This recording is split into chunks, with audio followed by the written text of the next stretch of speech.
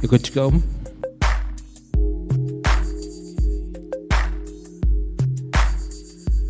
Well, good evening, Whitecourt. We're so glad that you came out tonight. This is an event sponsored by Let's Talk Alberta, where the goal is to do just what the name says, to get people talking. Whatever side of the issues you're on, we welcome that, we want that, and we hope tonight that there will be a really vigorous time of question and answer at the end. Right now, I'm just going to do a few housekeeping issues. You probably have already seen the washrooms are to my left. There are emergency exits out through both sides here at the front of the stage, and there's one to your right, and then, of course, where you came in. If you haven't yet had coffee or you want a drink, please go and avail yourself of those things. We have merchandise tables at the back, lots of unique Alberta-themed items. And as I was saying last night, sometimes we're a bit shy to start a conversation, but you can wear your opinion on you, and that could maybe get a conversation going. There's also a sign-up table at the back. If you'd like, you can leave your name and the town you're in with either an email or phone number, and that way, if another event comes into this area, we'll contact you and let you know. And if you would love to volunteer, we would love to have you, so you could go sign your name and tick off the volunteer box. Tonight, we have 3 speakers, and how we do this is Each speaker will have a bit of time to share their presentation. And so we would ask that while the speakers are speaking, that everyone would hold their comments and their questions until the question and answer period that we will have at the end. I think we'll just get going because we're running a bit late. Our first speaker is Sheane Meikle. He's a good friend, and he's been working to see Alberta be strong and free for many, many years, and he and his wife worked tirelessly to get the message out.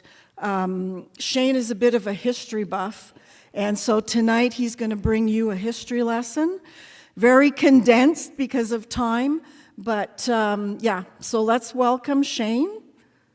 Oh, did you want me to pray? Yeah, okay.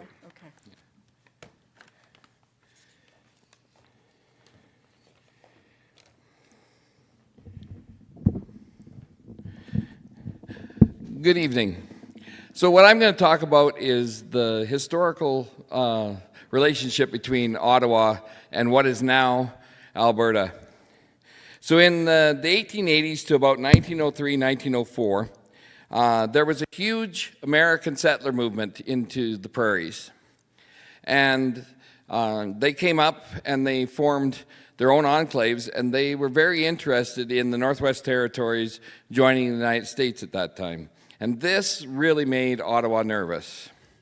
It was, how many people here know the little spot on the map called USONA? Okay, I live 6 miles from USONA.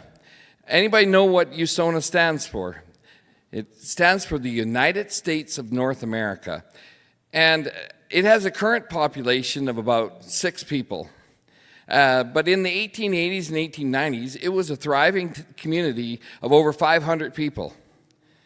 How many here know the town of Rimbey? Almost everybody knows Rimbey. Its original name was Kansas Ridge. The city of Airdrie, its original name was Yankee Valley. There's another little community very close to me. The whole district is called the District of Dakota. So this movement was all over what is now Alberta and Saskatchewan, and Ottawa decided that that was one of the main reasons that they were going to cut provinces out of the territories, because it is a lot easier for a territory to be absorbed by a country than it is for a province to be done. In 1903, Sir Clifford Sifton made the following quote: "We desire, and all Canadian patriots desire, that the great trade of the prairies shall go to enrich our people to the east, to build up our businesses and our places of work, and in every legitimate way to our prosperity." Now, why do we care what some guy 100 years ago said on the steps of the Manitoba legislature? Well, the main reason that we care is because he was one of the main authors of the Alberta Act that formed Alberta and the Saskatchewan Act that formed Saskatchewan. In 1905, that came into being on September 1st. The Alberta Act was enacted, and it made Alberta and Saskatchewan the only 2 provinces to join Confederation through an act of legislation and not negotiations. How many people in here have had the chance to read the Alberta Act, the founding document that formed our province? We've got one person up here at the front. I would encourage everybody to go to the Government of Alberta website and download a copy. It's not very long, and it will give you a total insight of how Alberta was treated historically.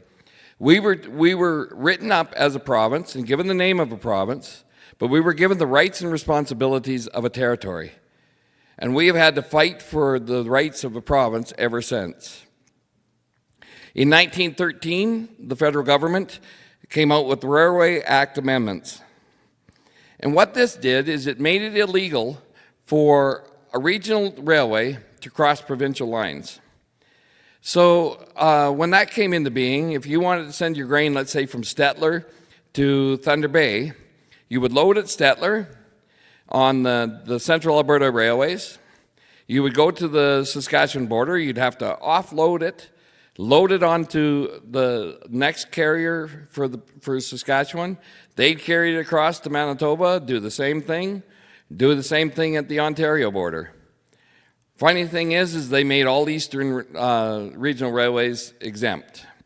It only affected the western railways.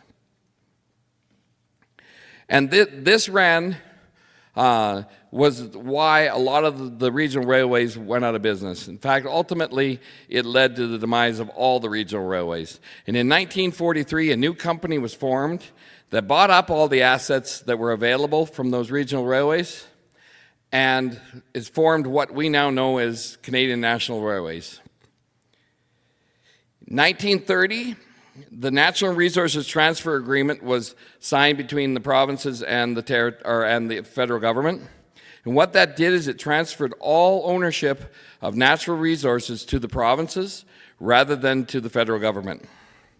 And at the time of its writing, they made it very clear that Alberta and Saskatchewan were not going to be treated as the other provinces when it came to that. On December 11th, 1931, the King decreed the Statute of Westminster after it was written by the House of Lords in London. And what that did is it gave the sovereignty over land and resources to the provinces, or to the people in care of the provinces. That means by that decree in 1931, the federal government has no land in any province, including Alberta. That means that the parks are, by the decree of the King, the right and ownership of the provinces. And if we would have been enforcing that, we would never have had Jasper happen, because we could have gone in and we could have fought that fire. 1935, the Canada Wheat Board was formed. And when it was first formed, it was formed as a voluntary marketing board for all of Canada's farmers. But in 1943, it was made mandatory for all Western Canadian farmers. So what did that mean? That meant that if I was going to sell my grain and I lived in Ontario, I would pull up to my grain elevator, I would load my truck, and I could cross the line and sell my grain directly to the American market. But if I lived west of the Manitoba border, I would pull up to my grain bin, load my truck, take it into the local elevator, offload it, pull around to the far side of the elevator, buy it back from them, and then I could sell it to the U.S. market. Now, this stayed in effect until 2012. And the reason that it was finally repealed is because Alberta and Saskatchewan farmers had had enough of it. And 13 farmers had decided that it was actually worth them going to jail for. So they ran the border, and they spent between 6 months and a year in jail each in order to try and get this repealed. 1947, we discovered large quantities of oil. And at that same time, from 1947 to 1950, federal government took control of all oil pricing and all pipelines. That meant that we could not sell at our chosen price. We had to sell it at the federal government's price. And this stayed in effect, like I said, until 1950, when that was finally repealed. How many in here are old enough to remember the Great Flag Debate of 1965? There's a few in here. I'm way too young to remember that. So, in 1965, Lester B. Pearson, the then Prime Minister, decided that he wanted to have a flag that was Canadian and represented Canadians from coast to coast. So they came up with the maple leaf. The red borders signify the oceans, and the maple leaf signifies the people. Well, John Diefenbaker stood up in the House of Commons and asked why they were using the maple leaf when the sugar maple is only found in eastern Canada. And he wanted to know why they didn't use something like the Manitoba maple, which is found from coast to coast. Well, Pearson didn't like that, so he forced closure on the bill, which means that they limited debate, they would not debate it, and then he forced it to a vote. And not a single Western Canadian MP voted for the current maple leaf flag. And in 1967, on Canada's centennial, many towns and cities in Western Canada refused to fly the maple leaf. Instead, they flew the red ensign, which is still an official flag of Canada. Most people don't realize that, but the red ensign is still a flag of Canada. And they flew that one instead in protest. But by the time I started school in the early 1970s, it was already memory hold. Knew nothing about it until I was researching years later. And with as much kerfuffle as it caused at that time, it was amazing that my parents and my grandparents didn't all talk about it. But for some reason, it got memory hold. So in 1973 to 1974, for a period of about 18 months, we had the oil export taxation policies, and all of Alberta's oil profits were capped. Now, you were probably told that we had an energy crisis in the 1970s. Well, if you were an oil company and you were told that your production was limited to 100,000 barrels, but if you produced 101,000 barrels, the profit from that extra barrel was going straight to Ottawa, would you do anything, produce any extra oil? Because you're not going to see the profits from it anyways. And that's what it was. It was a federal bureaucracy shortage rather than, or unshortage, rather than a shortage of actual oil. So our then Premier, Lougheed, fought tooth and nail, and after 18 months of that being in place, he was finally able to get it repealed. But they weren't done with us yet, because just 6 years later, they came out with the National Energy Program. Now, the National Energy Program had everything in it that the 1973 to 74 Act had in it, plus we now had to sell at their price to the east, and we had to give priority to the east. So we could not sell, until their demand had been met, we could not sell oil to any other markets. Now, this stayed in place until 1988, and it was repealed by Brian Mulroney, the then Prime Minister. But he didn't repeal it because he loved Albertans. He repealed it because the oil prices had dropped so low that it cost more to administer the program than they were getting out of it. But he did use the excuse of Albertans didn't need it to a better deal. But that was because it was an election year. And so then they used that fact to repeal the National Energy Program. At the time that the National Energy Program was brought into place, then Prime Minister Trudeau said that they were doing it specifically to ensure that Alberta did not become the economic engine of Canada. During the 1980s, and Ben will talk a little bit more about that, the only good Trudeau, when he comes up. But during the 1980s, we first had the repatriation of the Constitution in 82, followed by the first Quebec referendum. And then in the 90s, we had the second Quebec referendum, which we can thank the Quebec for, because when they did it, the federal government went to the Supreme Court and said, is a province even allowed to secede from Confederation?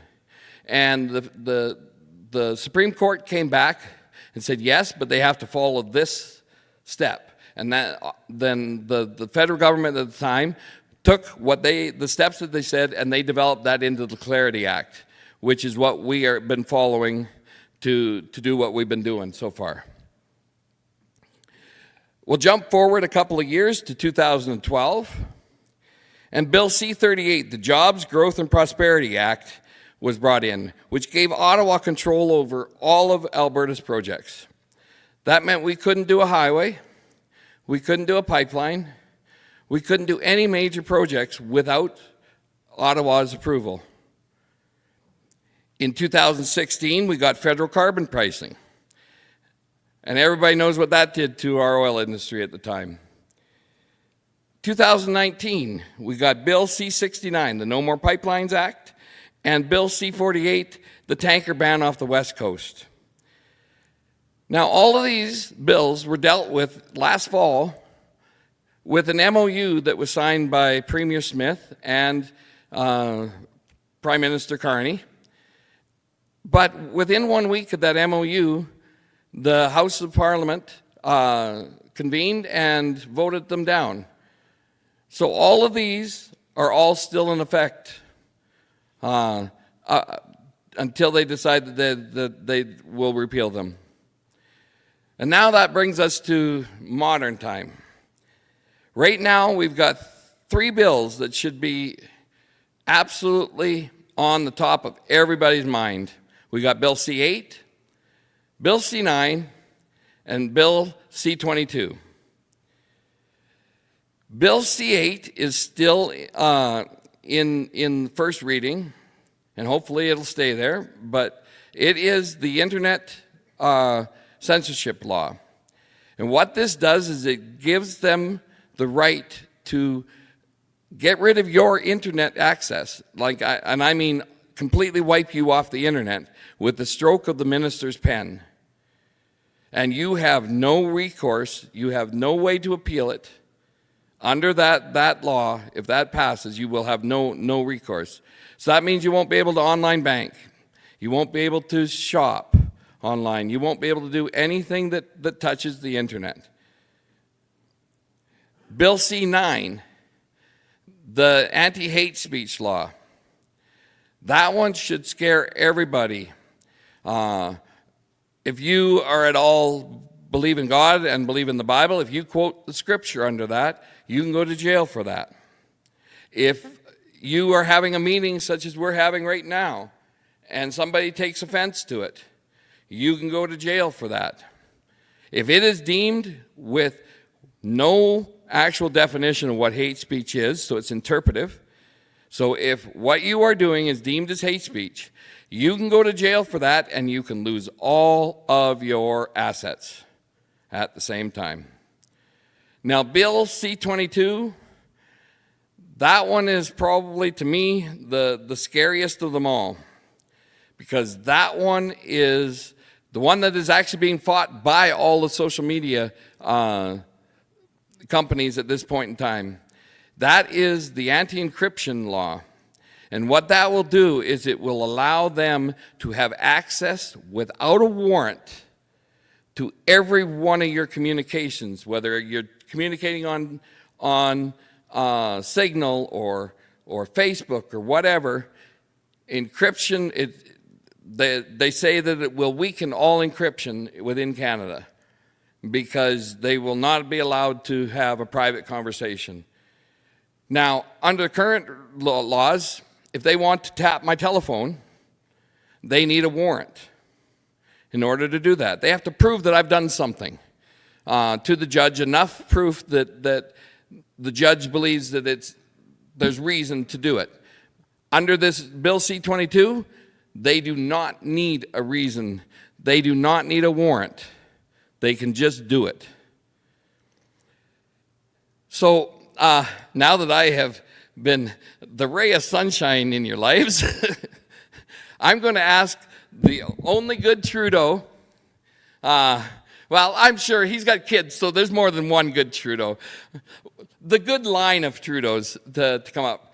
Ben is very knowledgeable on the Constitution, very knowledgeable on everything that happened with the Quebec referendums, and I have grown to really respect him, even though he doesn't agree with me on everything. But without further ado, here's Mr. Ben Trudeau.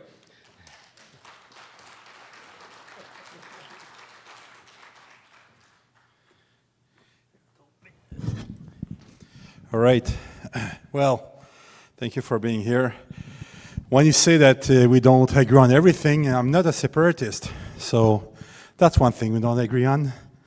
I will tell you what I am, though. I'm a sovereignist. And yeah, my name is Trudeau. If everybody asks if I'm related. 14th generation back. This is where I meet the other branch of Trudeau that has been in power twice so far to destroy our country. I was raised in Quebec, born in Montreal, in a very political family. My dad was a speechwriter, PR guy, and very involved in the backroom of politics in Quebec. One of my oldest memory is holding my dad by his hand at during the Montreal Olympics in 1976, a few months before René Lévesque became premier. And my dad was talking to René Lévesque, holding me by the hands. I remember looking at Mr. Lévesque with all the flags of all the countries in the back. That's the image I still have. But I got involved very early in politics. Even here, you can become a member of a party at 14 years old, which I did, with the Liberal Party of Quebec, provincial. And it was a very interesting time in Quebec because it was during the Meech Lake Accord negotiation. So that failed in 1990.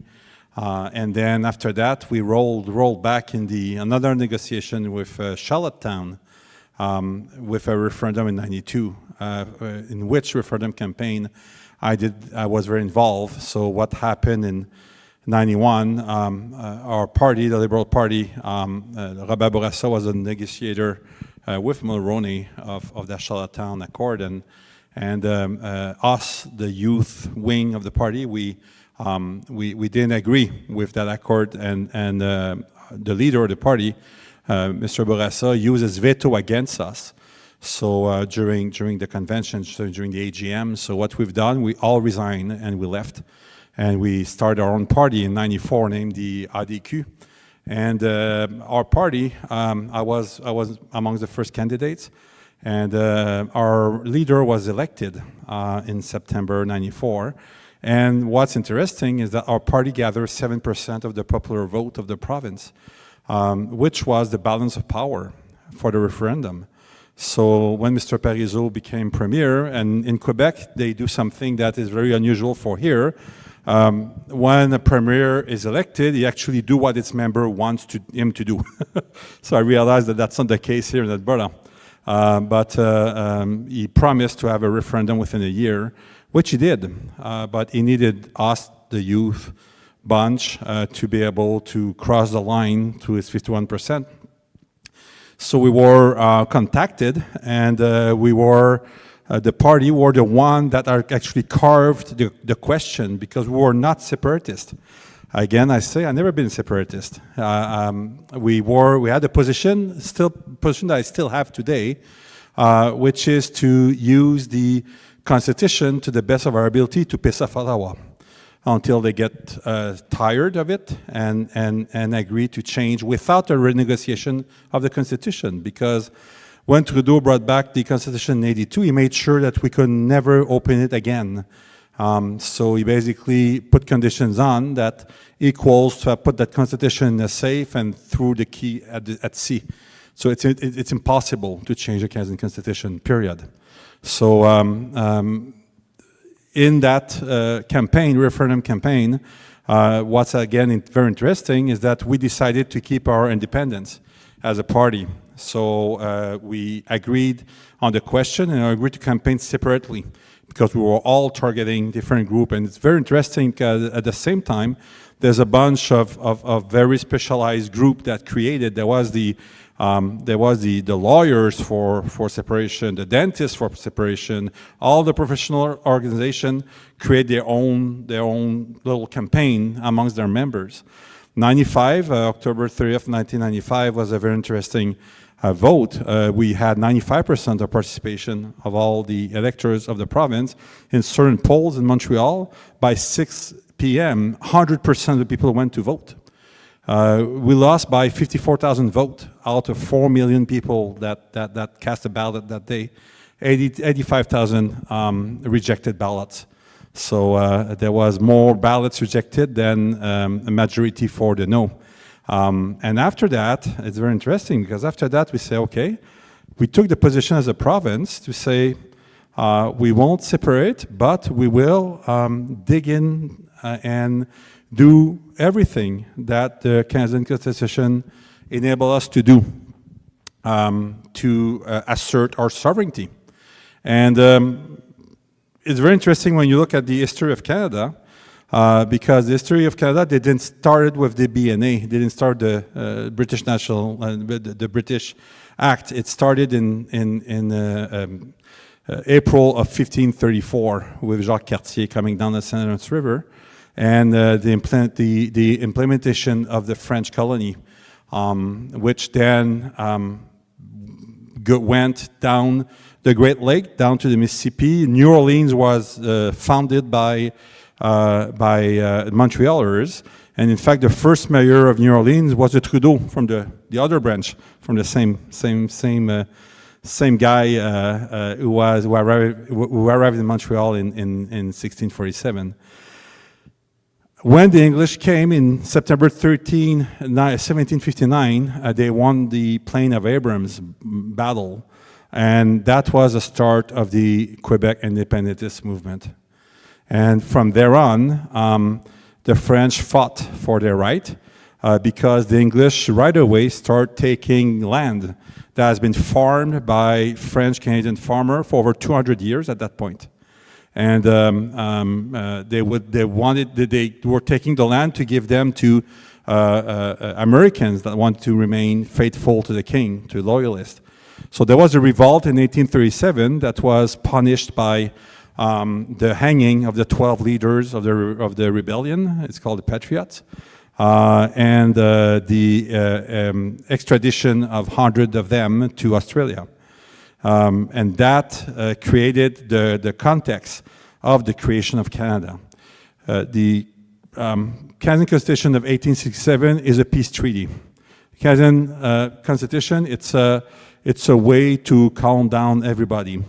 And it was meant to solve a problem between Lower and Upper Canada by bringing two other provinces in to balance the power.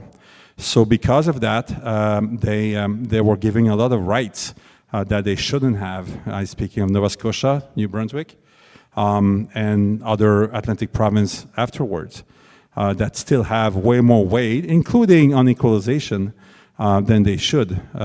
If you speak about equalization, everybody speaks about Quebec and the money they receive, but when you actually apply the number by people, by number of people, the one that benefits the most of equalization, number one is PEI, followed by New Brunswick, Nova Scotia, and Newfoundland. So these are the ones that benefits the most of the equalization in this country. Equalization was created, fast forward, at the beginning of the 19th century, the French Canadian, if you were French Canadian in Quebec, there was 6% of English. They were controlling 99% of the businesses, of the money. If you were French Canadian living in Griffintown in Montreal, it's a little area in Montreal, your life expectancy would have been 19 years old. And you couldn't have any loan from any bank. So they decided to create their own bank. It's called the Caisse Populaire des Jardins today. And Caisse Populaire des Jardins, it's a co-op. It's now the largest co-op in North America. Out of 9 million Quebecers right now, 7.8 million have an account at Caisse Populaire des Jardins. Caisse Populaire des Jardins have assets of $500 billion of deposit, private deposit from Quebecers. And it's the first institution that Quebecers think of when they think about moving money, about having a mortgage, it's very important for Quebec. Following that, they know that the golden rule, who holds the gold rule. 1957, the Canadian government decided to put permanent the taxes, the income tax, and Quebec say, well, then we want our own. So Quebec started collecting their taxes in 1957. In 1965, the Canadian government started the CPP, Canadian Pension Plan. Quebec say, we're not interested in your pension plan, we'll do our own. So they started their pension plan. 60 years later, the Canadian Pension Plan have an asset of $700 billion for 22 million insured. The Quebec pension plan has an asset of $500 billion for 6 million insured. It's a pension plan that performed 3 times what the Canadian pension plan ever performed. And on top of that, there was condition when they started to impose at least 40% invested in Canada. So nowadays, the Quebec pension plan owns probably more real estate in Alberta than the Alberta government in terms of retail. They own the Cross Iron Mill in Calgary. They own the Edmonton Outlet Premium in near the airport. They own Londonderry Mall in Edmonton. They own a couple of towers in Calgary. They have for $70 billion of assets in real estate. I'm saying all that because all that is things that as a province of Canada we can do. We don't need a referendum. We don't need permission. It's constitutional. Everything that is borderline constitutional has been fought by Quebec. If we decide to apply it with our own twist to it, because we're very different from Quebec, I can assure you, we technically can solve a lot of grievance and problem that we have. Do you know that Quebec has 38 right now? They have 38 embassies around the world. When you're Quebecer and you're in Paris, you don't go to the Canadian embassy, you go to the Maison du Québec. You do the same when you're in London, New York, Tokyo. Quebec has 2 representatives at the UN, not under Canada, under Quebec directly. So it's all things that are allowable in our constitution. Quebec deals with all of their economic development across the world. As for the equalization, Quebec don't even know that it exists. It's a non-issue for them. They don't know. And I'm saying that because, again, it's important because it's been used even recently to pit us against Quebec and create even more grievance when we can have a super good ally in the movement that we're in right now by bringing Quebec in, by making links with them, by creating a committee, a commission. I believe my vision for the future of this province is to have a commission Alberta-Quebec where we carve how we want to deal with Ottawa because we both don't like how the control that Ottawa has. And then we could come with not with a proposal, but with a conditional agreement with Ottawa and bring other provinces in because we know that the Constitution cannot be European. So even constitutional question, they're irrelevant because we won't end up having a deal. And why? Because we need at least 50% of the population representing 7 provinces. And I just told you, the 4 provinces that benefit the most of the peer equation, up to 28% of their provincial budget in Nova Scotia is the equalization. So just because of that, for sure, we cannot touch the constitution of this country. So I'm talking about all that in that book that I wrote. I went back to Quebec history. I go to how Quebec operates. I go as well, we always speak of Alberta as being landlocked. Well, it's just for us to contact. There's 40,000 people that live in Northwest Territory.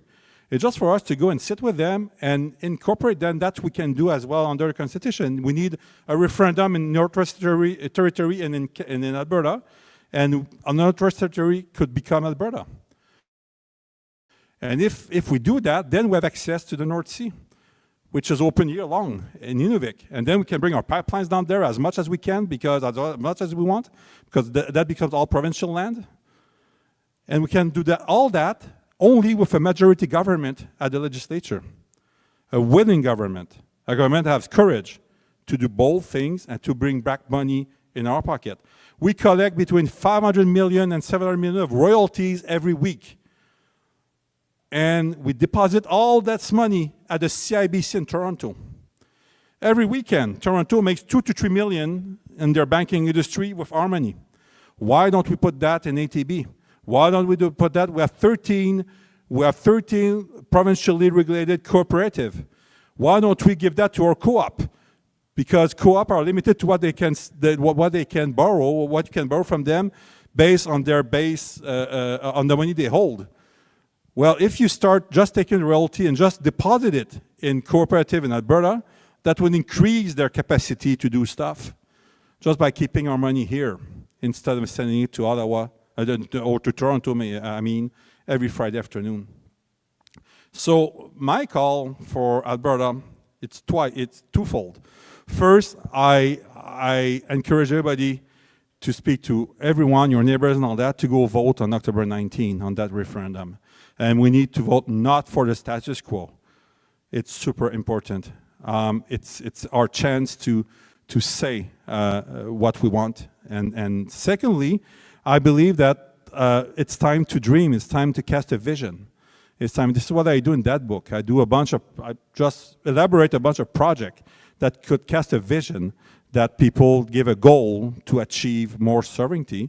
And finally, we need to push our government to take bold action, not just window dressing. Bold action, and that starts by keeping our money here. That starts by refusing to be pulled over by Ottawa on a country road in this province. That starts by taking what our Constitution allows us to take. So thank you very much. And on that, I will invite my good friend Chris Scott, who will be the last speaker tonight. And well, I guess that he doesn't need any presentation. And he's running.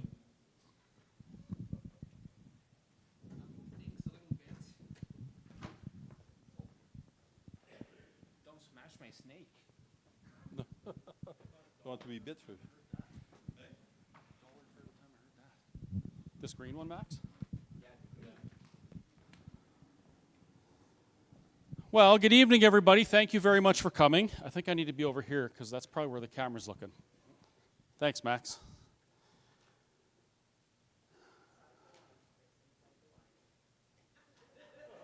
Jess says that while I'm driving, too. Actually, that's usually me saying that when she's driving. Well, thank you very much for coming. It's awesome to see people show up for these type of events, even though it's not like super exciting right now. You know what I mean? It's not, we don't have flags waving all over the place and there isn't a big campaign going on. It's just Albertans who are interested in information because I'm assuming you feel like something is wrong or something is amiss and you want solutions, right? You want to solve some problems, you want a better Alberta. Is that kind of why you're here? Ha! Well, that would be a solution. The other thing that I really appreciate about these Let's Talk Alberta events is that oftentimes, and we encourage this, people come to listen to us and then talk to us, people that don't agree with us. Is there anyone in the room who is opposed to the idea of Alberta becoming more sovereign or fully sovereign? Okay, only half of you. Just kidding. Nobody put up their hand. This is kind of what we're seeing more and more. However, there are times when we do events and there's 10, 15, 20% of the people that attend are opposed to the idea of Alberta independence. Look what we got. Oh, that's awesome. This makes me want to buy a new motorhome. Check it out. Can you see it? It's a motorhome with maple leafs all over it. That's really interesting. The reason we started the Let's Talk Alberta initiative is because we understand that there are some very important issues in Alberta.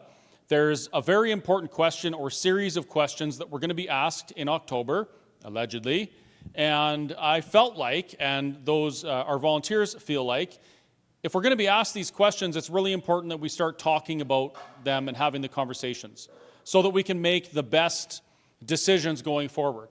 Because at the end of the day, regardless of which side of the political spectrum you're on or which side of the sovereign Alberta conversation you're on, I do believe that all of us collectively as Albertans want the best for Alberta.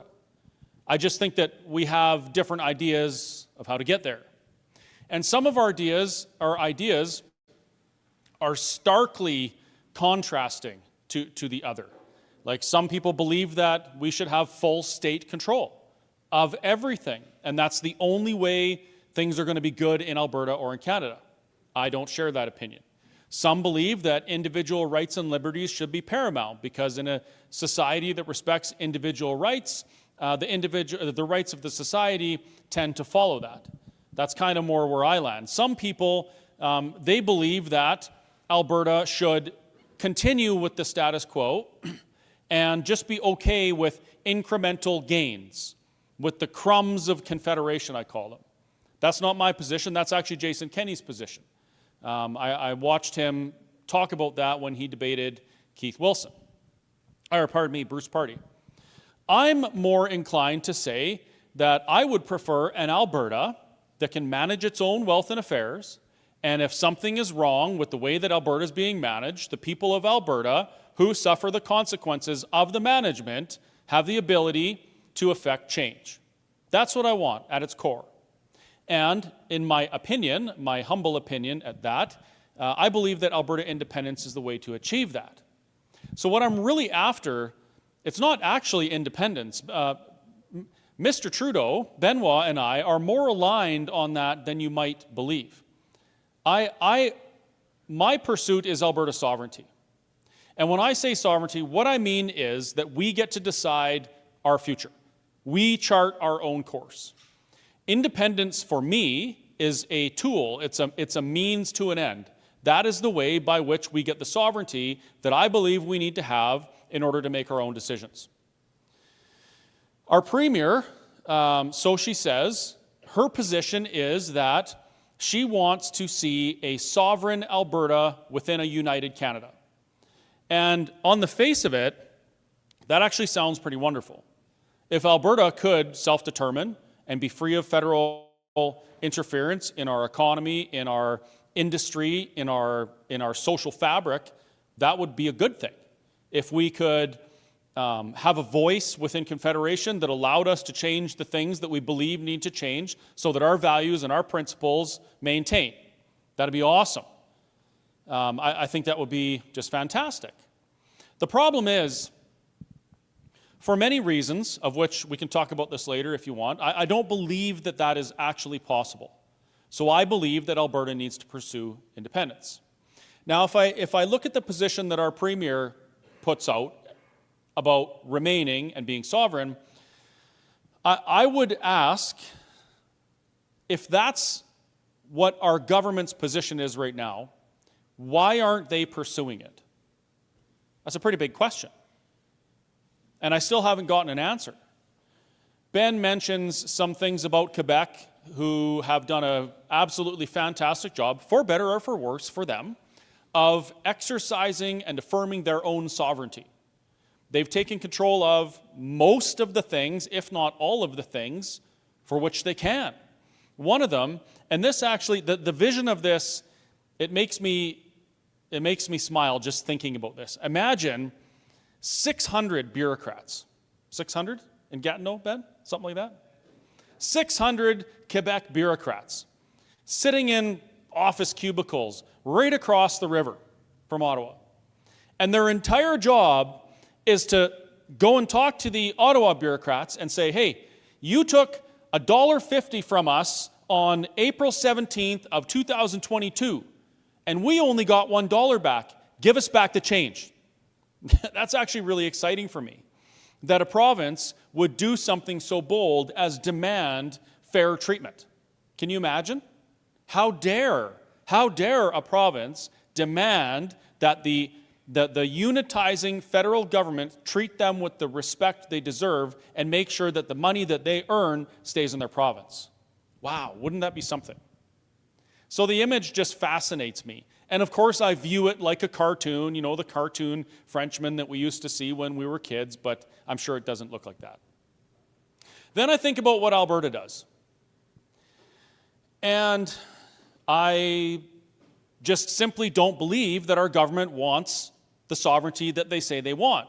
I do not believe that they believe in a sovereign Alberta within a united Canada. And the reason that I stopped believing that was when I heard our Premier say, we looked at the tax collection, you know, an Alberta Revenue Agency, and it seems like it's going to be expensive, and there just really isn't any appetite for it. And that made me stop what I was doing, and I was just in awe, staring at my laptop And the video, you know how that plays over and over and over again? Well, I listened to her say it over and over and over again.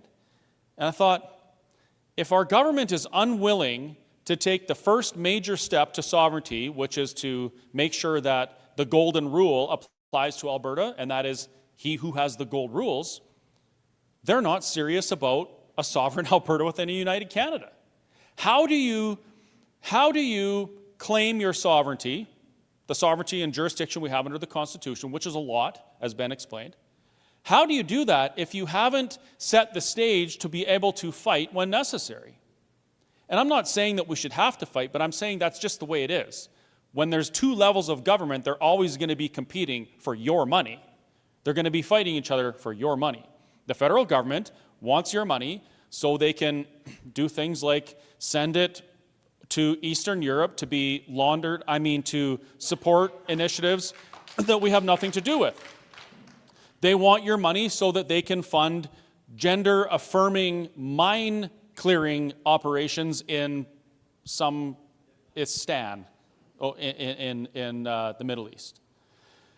They want your money so that they can fund initiatives that use your technology, your cell phones, to spy on you when there is a declared pandemic. That's the things that they want your money for. They want your money so they can buy fancy butter and $300 glasses of orange juice. And our provincial government, certainly not perfect by any stretch of the imagination. And I'm not talking just, our current government, but anybody in government isn't going to be perfect. But the money that our provincial government takes from us, actually gets back from Ottawa after Ottawa takes from us, is used to mostly provide services to us. And it's not perfect, but at the very least, if we don't like what they're doing, we can affect change by electing people that will change things. We can't really affect what the federal government does. Now, if our government says that they want to take all this sovereignty and become a sovereign province within Canada, and they haven't positioned themselves to have these fights with the federal government when the inevitable happens, and that is they butt heads over a policy, for instance, over a carbon tax, or perhaps over, in Quebec's case, over language laws. This is an interesting fact that I didn't know until a couple weeks ago. Quebec has gone to the Supreme Court 4 times now. They're on their 5th time fighting. The Supreme Court is challenging their language laws because the Quebec language laws are unconstitutional. And Quebec says, okay, it's unconstitutional, take us to court. All the federal government can do is take them to court. And then the Supreme Court says, hey, Quebec, your language laws are unconstitutional. Quebec says, and they go back and they change a paragraph and they impose it again, and then they go back to the Supreme Court 5 years later.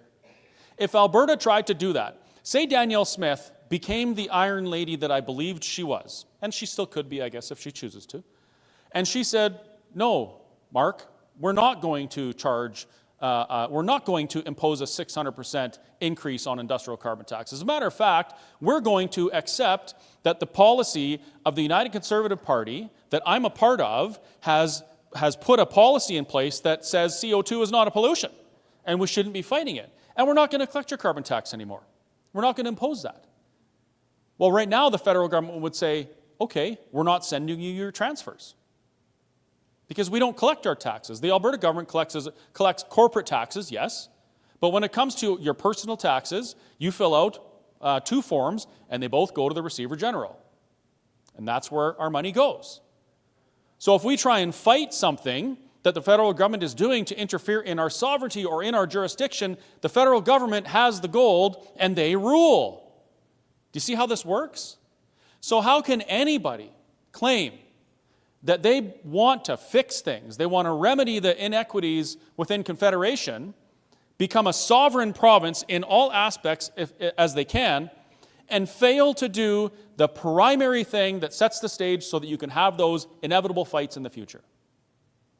Setting that aside, setting the constitutional things aside and the court battles aside, one of the things Ben mentioned about our royalties going to Toronto and deposited in CIBC and them reaping the benefits of holding that money over the weekend, if our government isn't willing to do those small things, those what I would call incremental gains the Confederate crumbs, the Confederation, I better not say Confederate, the Confederation crumbs that Jason Kenney is so in love with, if they're not even going to do that, how can we take them seriously? This is the problem that I have. This is the conflict that I'm going through right now. Because if our current government did what they said they wanted to do, I would be ecstatic. But I'm not seeing it. And that tells me that Albertans have to start having these conversations more.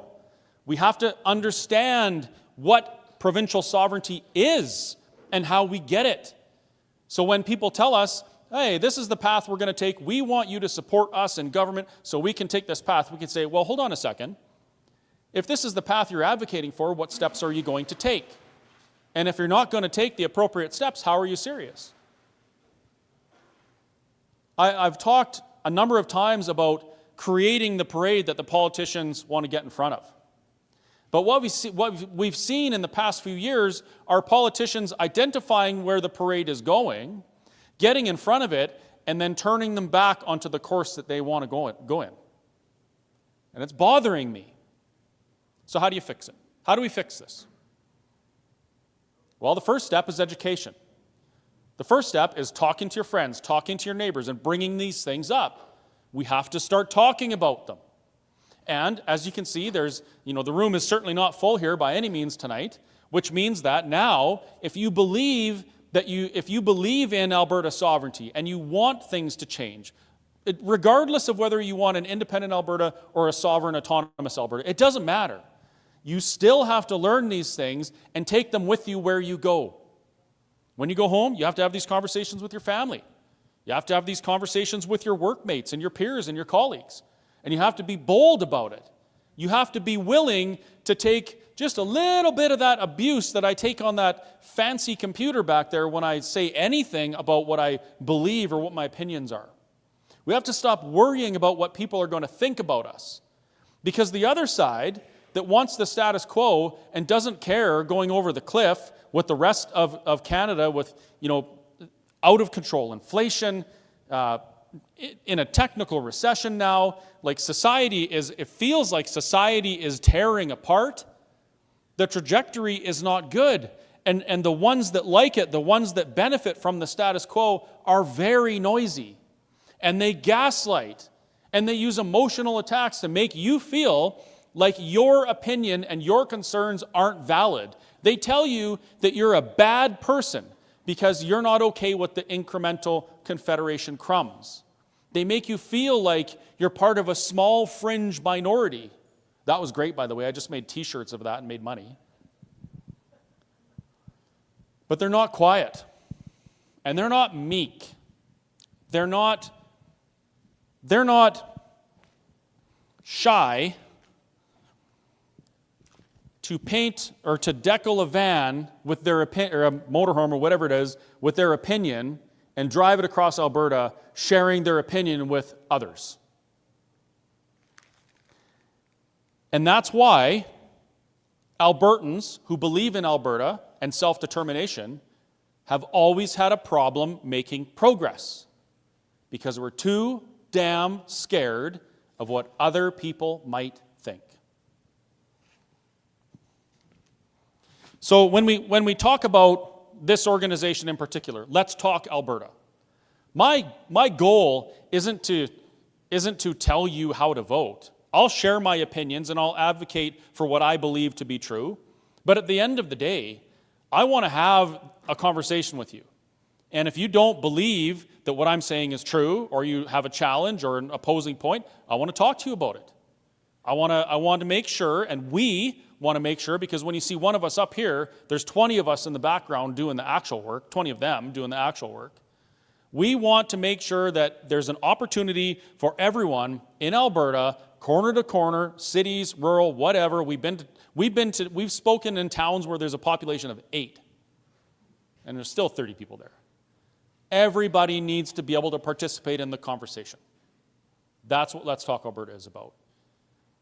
And so I just want to say thank you, folks, for being here, being willing to listen and learn something and hopefully contribute and challenge these ideas so that as we go forward, as a society, as Albertans, we can make sure that we have the tools and the courage to have the conversations that we need to have to change the world in the way that we want to see it changed. That's all I have for now. We're going to go for a little bit of a break here. Before we do, I want to say thanks to Z and the Crown and Anchor for providing that absolutely amazing food.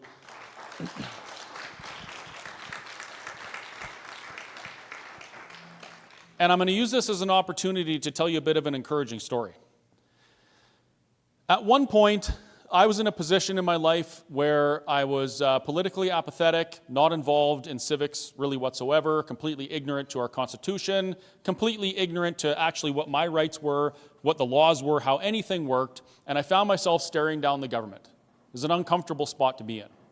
I found myself in a position where I had to stand up and be bold with my opinions, even though I believed that my opinions probably weren't the popular opinion, and I thought that the consequence of me being bold was probably going to be my demise as a business person. I thought I was going to lose everything. But I did it anyway because I believed in it. And I'm principled, and I stand by that. For better or for worse, I will own my opinions. It was not an easy journey. And some think, or some look at the things that we had to do and that I went through, and they say, oh man, Chris, I'm sorry you had to go through all of those terrible things. And now I say, you know what? Don't be sorry for me.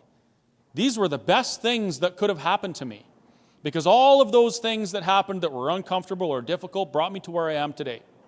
And one of the other things they did is they brought me close to people like Z, who also stood up for himself and was bold and courageous and stood on his principles.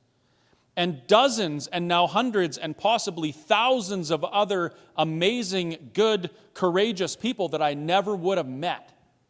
I never would have had any idea that so many people felt the same way as we do. I never would have known. I would have went through the rest of my life being quiet and letting the people that love the status quo and benefit from it continue to keep us under their boot.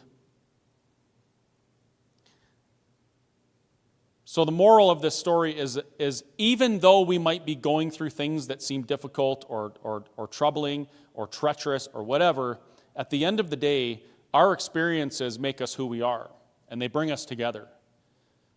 Some will move away from us, but we find our tribe. And I'm very, very grateful for that. I'm very grateful for all of you folks, and I'm very grateful for all of the volunteers with Let's Talk Alberta that make these things possible so that we can share these things with you. Thank you very much. We'll see you in 10 minutes.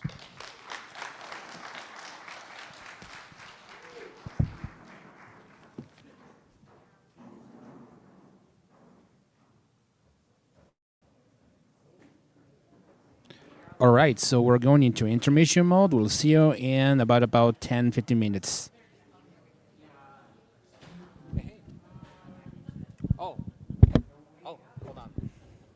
Hold on. I'm just going to change something. Getting ready. I want to show you something. This is what we're referring to, this thing here, the Forever Canadian. I just found this in Onaway, actually. Forever Canadian stuff there, right? Max, I think Let's Talk Alberta needs to put together a bus. Yes. A bus? Well, in that case, we need to get some money. Okay, now the real intermission when I set up everything.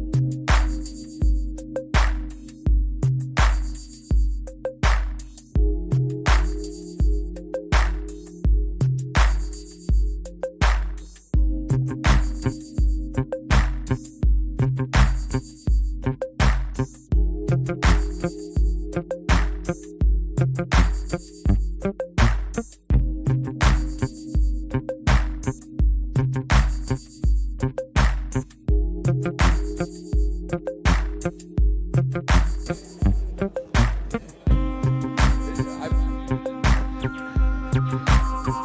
ladies and gentlemen,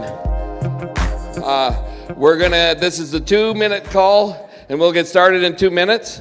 But what we're going to do first, before that, is BB is going to go up on stage, and she is going to talk for a couple of minutes before we get going.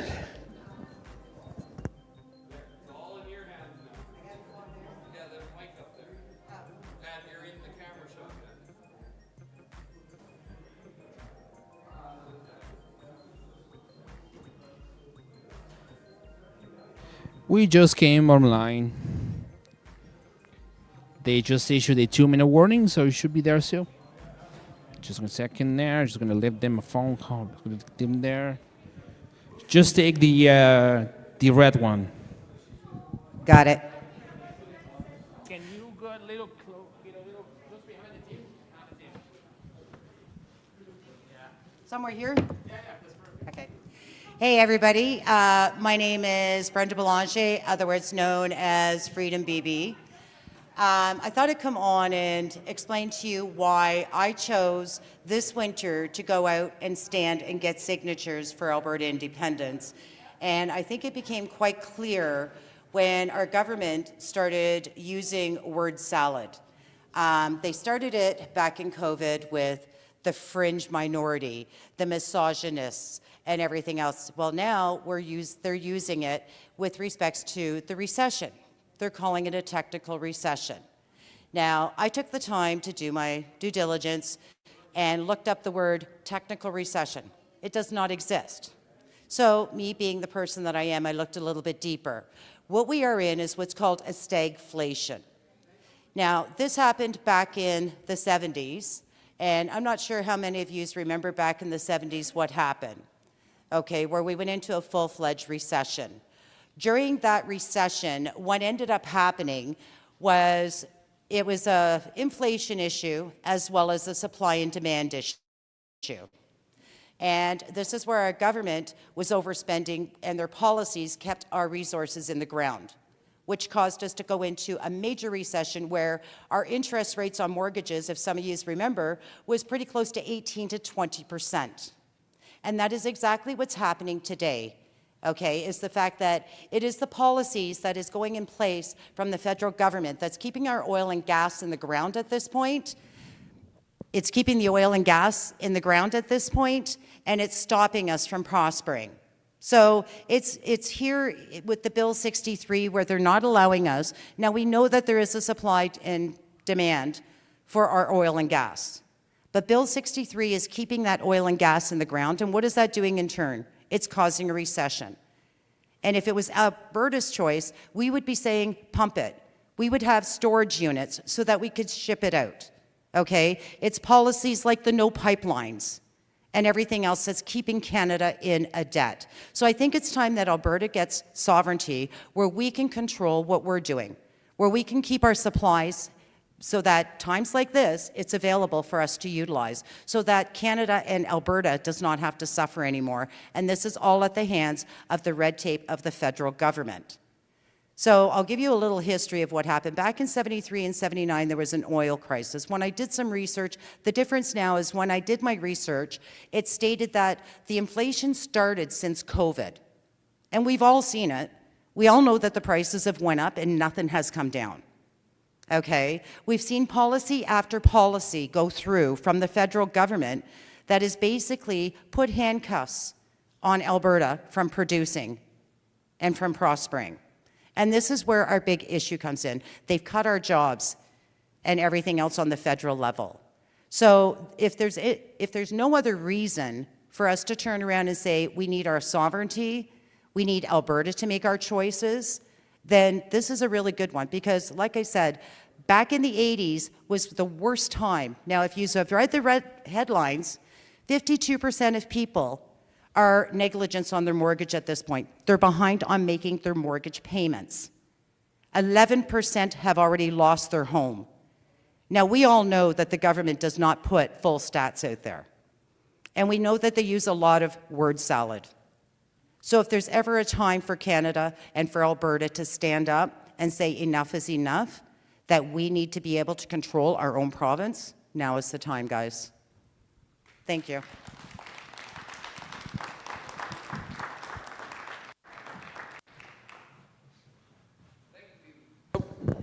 Thank you, Bibi. Okay, so we'll all come up to the front there. But while we're waiting for everybody to come to the front, I have a favor to ask of everybody in the room. And that is that they go to either Let's Talk Alberta, freedomcalendar.net, the Whistle Stops Facebook page, grab the posters and share them out to people in other areas. The algorithm has been killing us. So if you could do that, it's what I call the shampoo game. If you remember the Clairol shampoo commercials from the 70s and 80s, you tell two friends, and we'll tell two friends, and so on and so on and so on. So we can spread it out that way, because we have people saying they don't get the posters until 4 or 5 days after an event occurs. So that would be greatly appreciated. I just read something in the comment section. This is very appalling. In Parliament, Mark Carney laughed about a Canadian losing his job and having to sleep on a friend's couch. That's the state of Canada right now. And I got people sliding on my DMs just of stories like this. Like they lose their jobs, things like that. And now within all news that we have, apparently there's something going with the oil patch jobs fleeing Canada, or specific Alberta.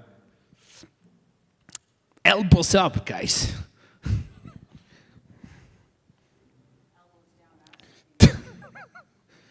Yeah, exactly. Elbows down, as up.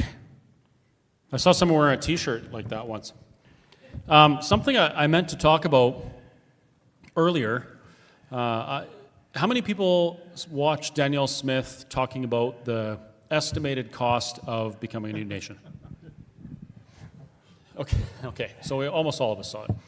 So the Premier said that there's some estimation that Alberta becoming independent could cost upwards of $400 billion off the bat, $50 to $75 billion a year, and there was some other things in there. And she followed it up by saying they're going to do an actual, what was the word? Like they're going to look at it and try and get a proper estimate on what it would cost. Now, my first thought when I saw that was, man, I have to counter this. So I did a little bit of reading, a lot of research, wrote a blog, posted it at whistlestoptruckstop.ca. It's the first thing that comes up. Please check it out. But somebody pointed something out to me yesterday. Part of that $400 billion is what some people are saying Alberta needs to take of the national debt, our share of the national debt. Now, I have my own opinions on how much of the national debt Alberta owes, and I say it's zero.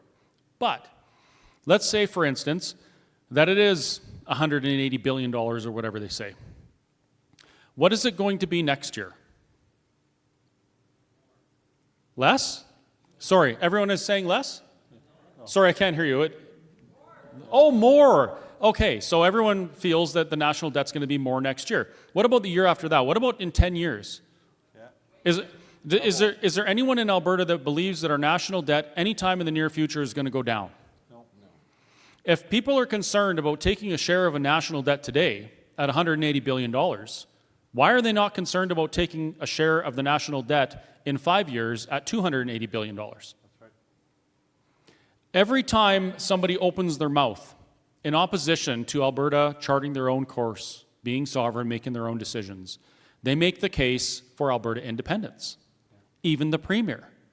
Without her knowing it, she just told Albertans that we need to do something now because it's going to be way worse in the future. We know this.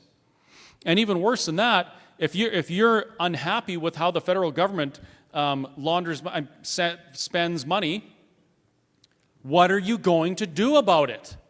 Where is the incremental gain that allows Alberta to determine the outcome of federal fiscal spending? It doesn't exist. So now that I think about it, I'm actually grateful that the Premier brought this up, because now we have another talking point that we need to discuss with Albertans and ask them, would you prefer to take a share of a national debt today, or would you prefer to take our share of the national debt in 5 years? It's your choice, so we should talk about it.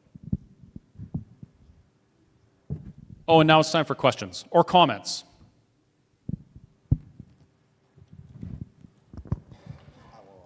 Can I ask Hey, a it's question, Brenda guys? Belanger Oops, again. Just so you know, when I did my due diligence and my research, it is 15% of the national debt that Alberta actually has to take with them, so if that helps you.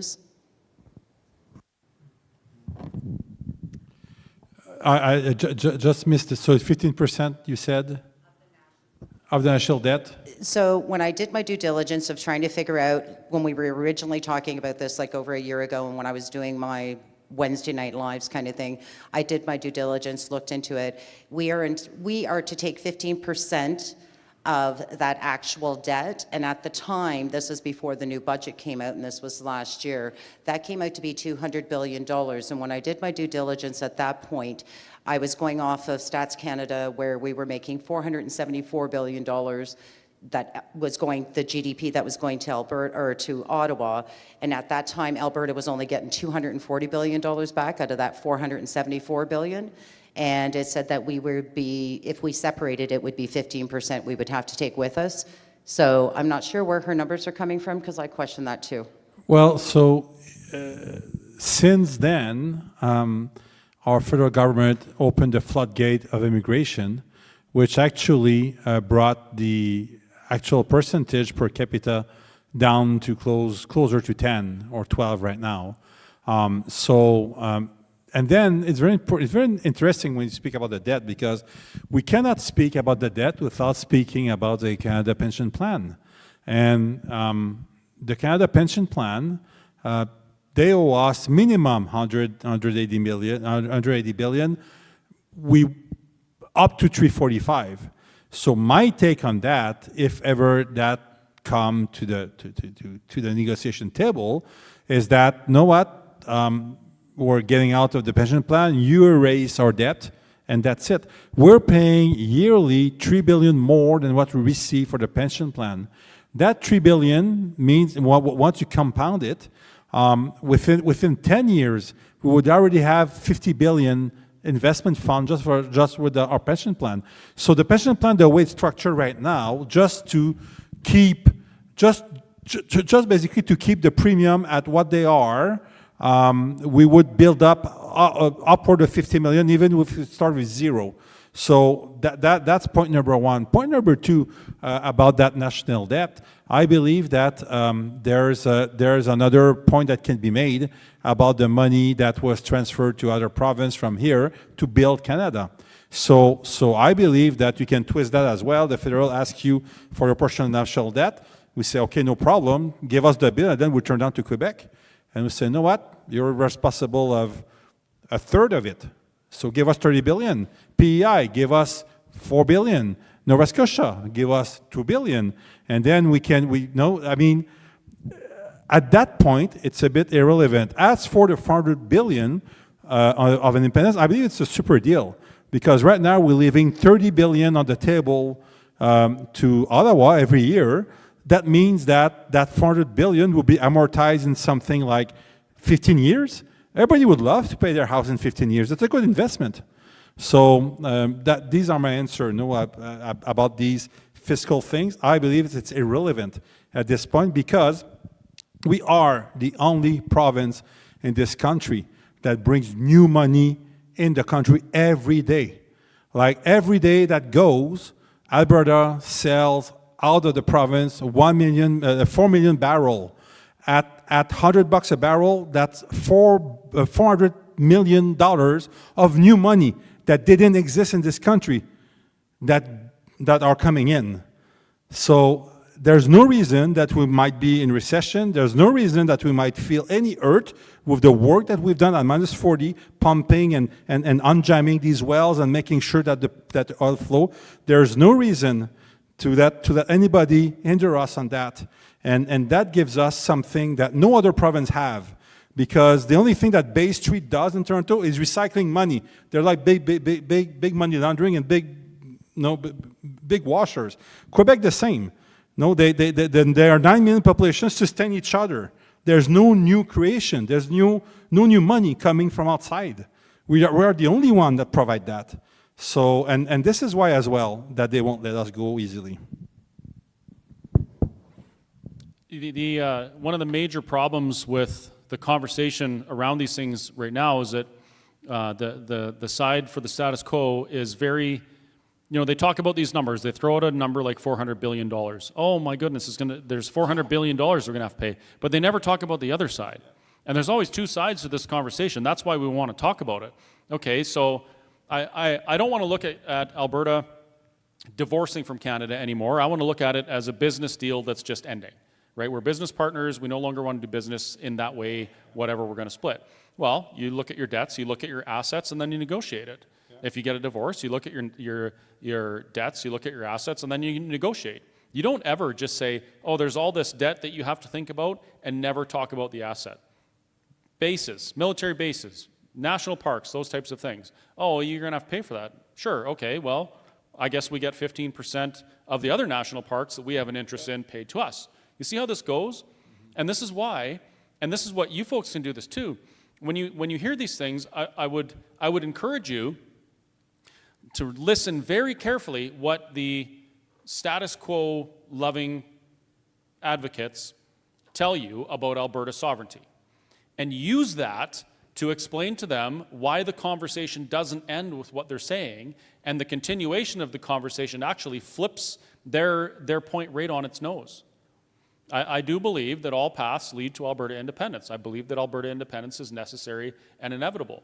And Let's Talk Alberta invites every Albertan to attend our events and challenge us on these ideas. Maybe they'll change my mind, and maybe I'll become a forever Canadian. Who knows?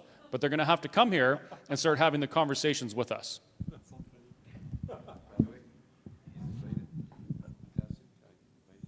Yeah.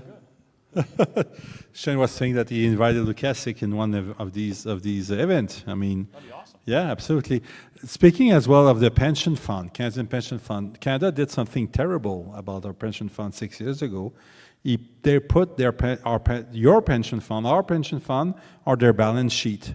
So now the country is borrowing based on the money that is yours, that they have. So what Canada has done. You probably all have know a guy in your entourage that sells you investment, like an investment guy portfolio that sells you life insurance and all that. Well, what Canada has done is like, as if they were a broker, they basically took your life insurance, put there on their balance sheet to borrow money on it.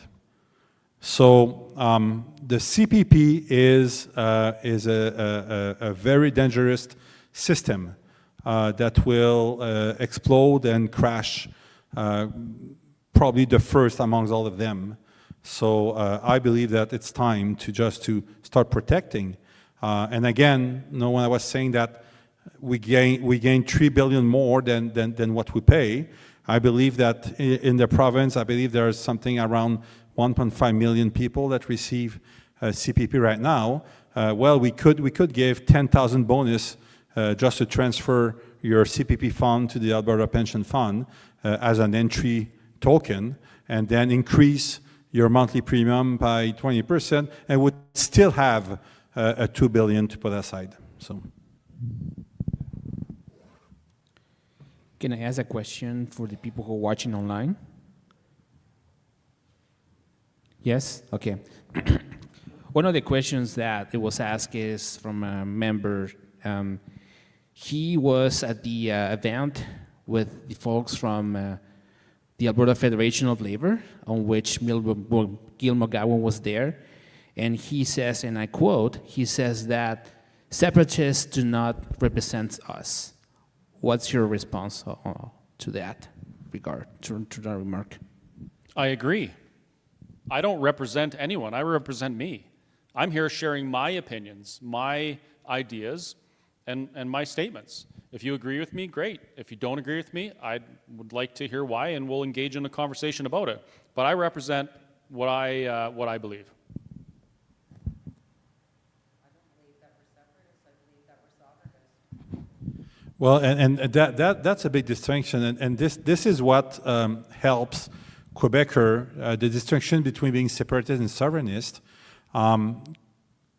In Quebec, everybody makes this distinction because we have 60 years, 70 years, even I will debate 170 years of separatist movement making a difference. And this is why after the 95 referendum, it was not such a defeat, because it just sent a signal, well, we need to be more sovereign than separatist.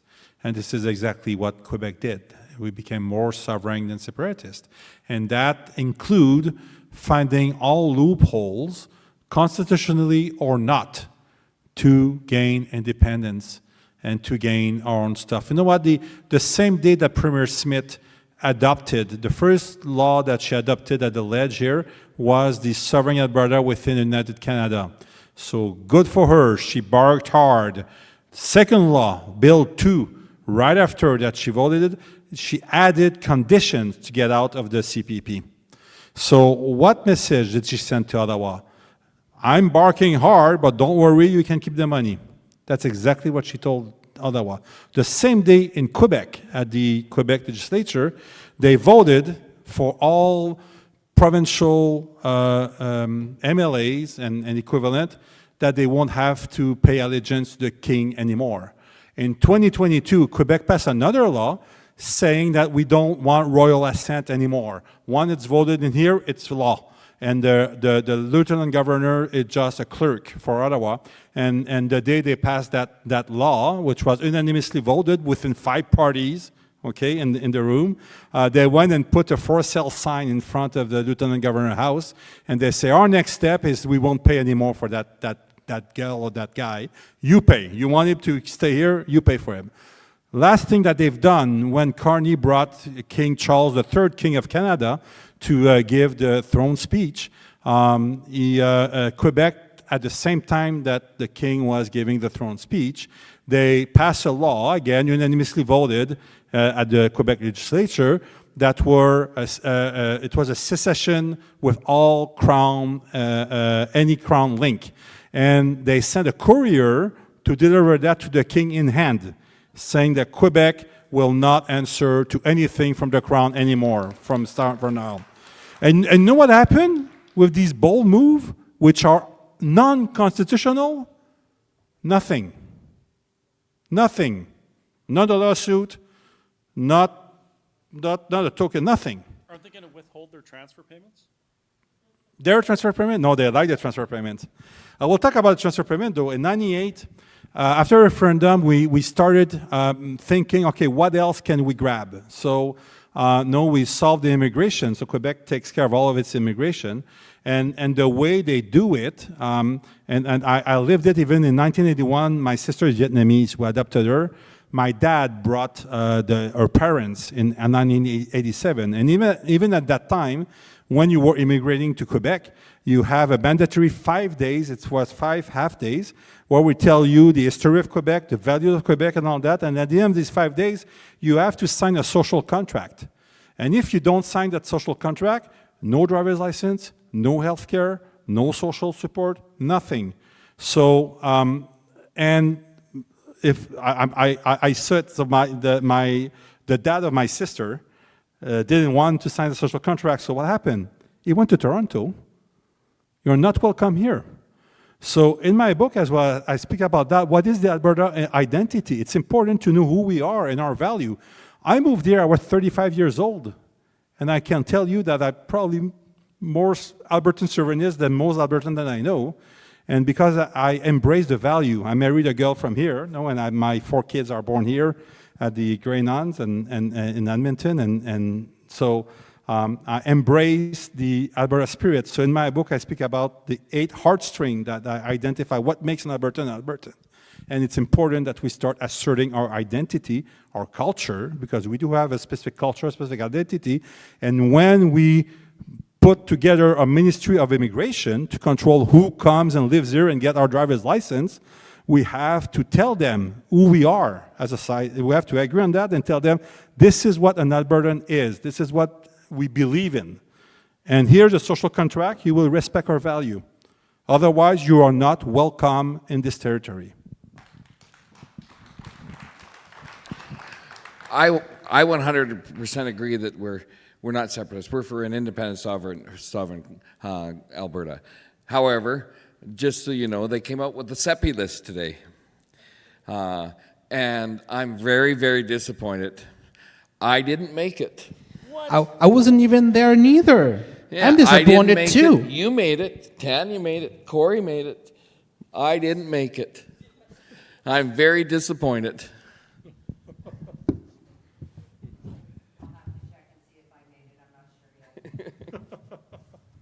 Just for the record, if you have comments or anything, just ask for the microphone because of the stream we cannot hear anything. It's just wow, wow, wow, wow, wow. Thanks.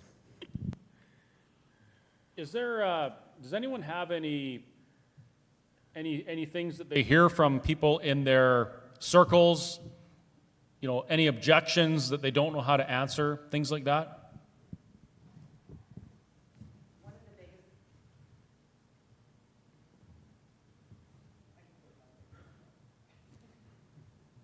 One of the biggest concerns that I had as a chapter leader with Stay Free Alberta is the definition of why. One of the biggest questions that I had and one of the concerns I came across was, why does Danielle Smith want to take control of our CPP and why does she want to use it against us? What are we going to tell these people? How do we explain it to them so that they understand what's happening with Ottawa sending our money away as it is compared to what it's going to do? I know you did touch base on it, but how do we address these people? Because that was one of the biggest things. Well, I believe we have to address these people about the reality that the CPP has been used to increase our debt, that it's been used against Canadian, and that if we repatriate that money back in the province, it's way easier to go complain and go to the office in Edmonton than in Ottawa. It's way easier to learn what's happening with the investment from the from the global TV Calgary than from CBC Ottawa. It's way easier to know what happened to the money and to be able to keep an eye on it than the way they do it in Ottawa. And finally, it's way easier as well to know that that money will stay in Alberta. If I believe a condition for a good, healthy pension fund is to keep the money in your province, because that stimulates investment in your province. What control do you have on the CPP that have 78% of your money invested around the world? And now suddenly there's a war in Iran and it affects your money. And then suddenly there's something happening in Eastern Europe, it affects your money, because this is where the money is right now. So in Quebec, the pension plan has to invest minimum 40% of all the funds, either within Quebec and up to 60% within Canada. So, and a lot of financial people will say, well, that's crazy. Well, it's crazy because you don't believe in you. If you think it's crazy enough not to reinvest in your grandkids' business and in your kids' business and in your infrastructure, in better road and all that, well, then I believe you're crazy. No? And money is worth more than life for you. And yeah, I don't want to be your friend. Is that the case?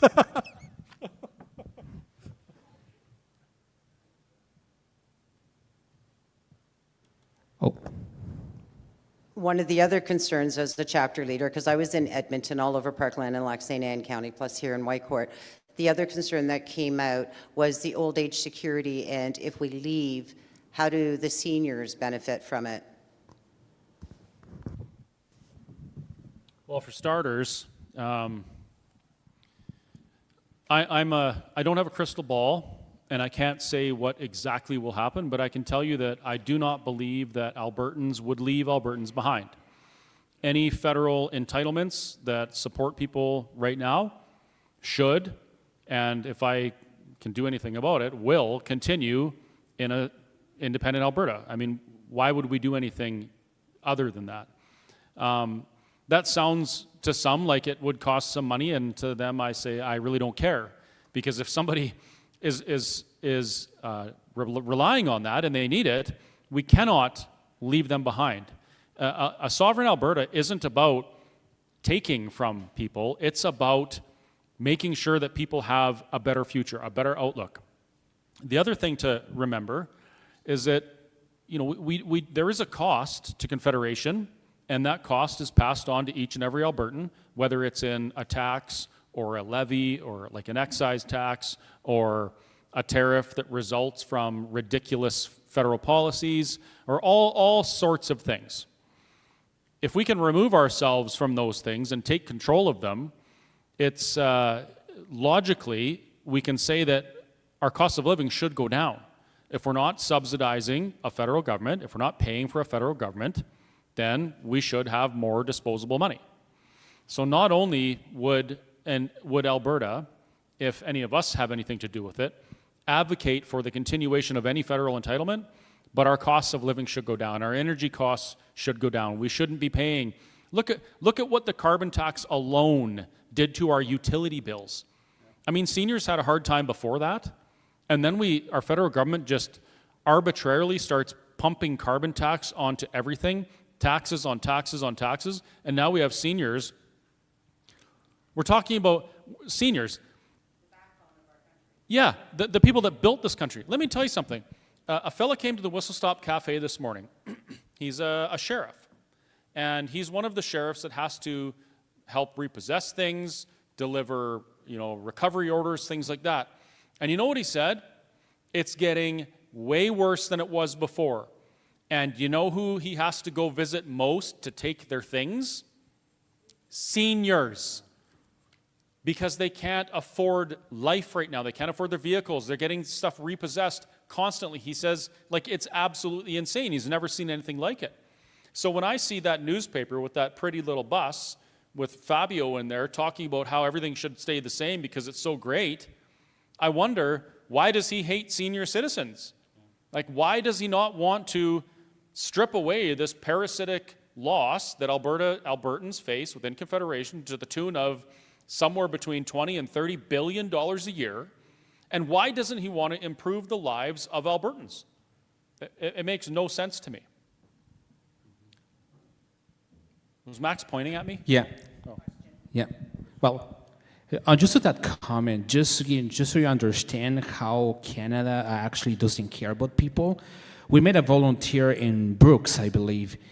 She just got retired. She only got her first CPP check. Care to guess, she worked for 25 years. She probably watches online right now. She was working for 25 years. She only got $260. Her first CPP check was $260.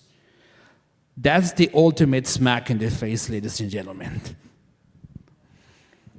Well, and what should people expect? The CPP is not it's not something that we choose to contribute to. It is a compelled investment by law, employers and employees. It has the worst return just about of any investment you can make over your lifetime. It's something like 2% if you factor everything out from what you get. It's not transferable to you can't will the fund to your beneficiaries or anything like that. It's an absolutely terrible investment, and it's pathetic that our government does things like this and then expects seniors to live on this pittance. And then to top it all off, they just keep on jacking the price of living up so that what do they do then? Offer them maid? Oh, you can't afford to live? Well, we can offer you maid. Very compassionate response. Speaking of maid, my oldest son is in the Royal Navy. He's a sonar operator on the only half-broken submarine that we have in the country. He's in mission right now, and he was telling me before going that 2 weeks ago his allowance abroad has been cut by half, the same day that Carney gave another $3 billion to Ukraine. One thing, last year as well, this past week, we celebrate the first anniversary of the death of the cousin of my wife, Corey, who was in the special force starting 16. He retired at 45, came back to Alberta. The last mission he did, he broke both hips just before COVID. And the veterans and the Department of National Defense refused to operate him and to change his hip because he refused to get vaccinated. So we said, as long as he's not getting vaccinated, we won't do the operation. Finally, last year, a year ago, he went and tried to solve his hip problem. He works, he's 47 years old, walk with a cane and in pain all the time. And they offered him aid if he was not happy. Well, he killed himself the next day. So this is what the Canadian government does to us.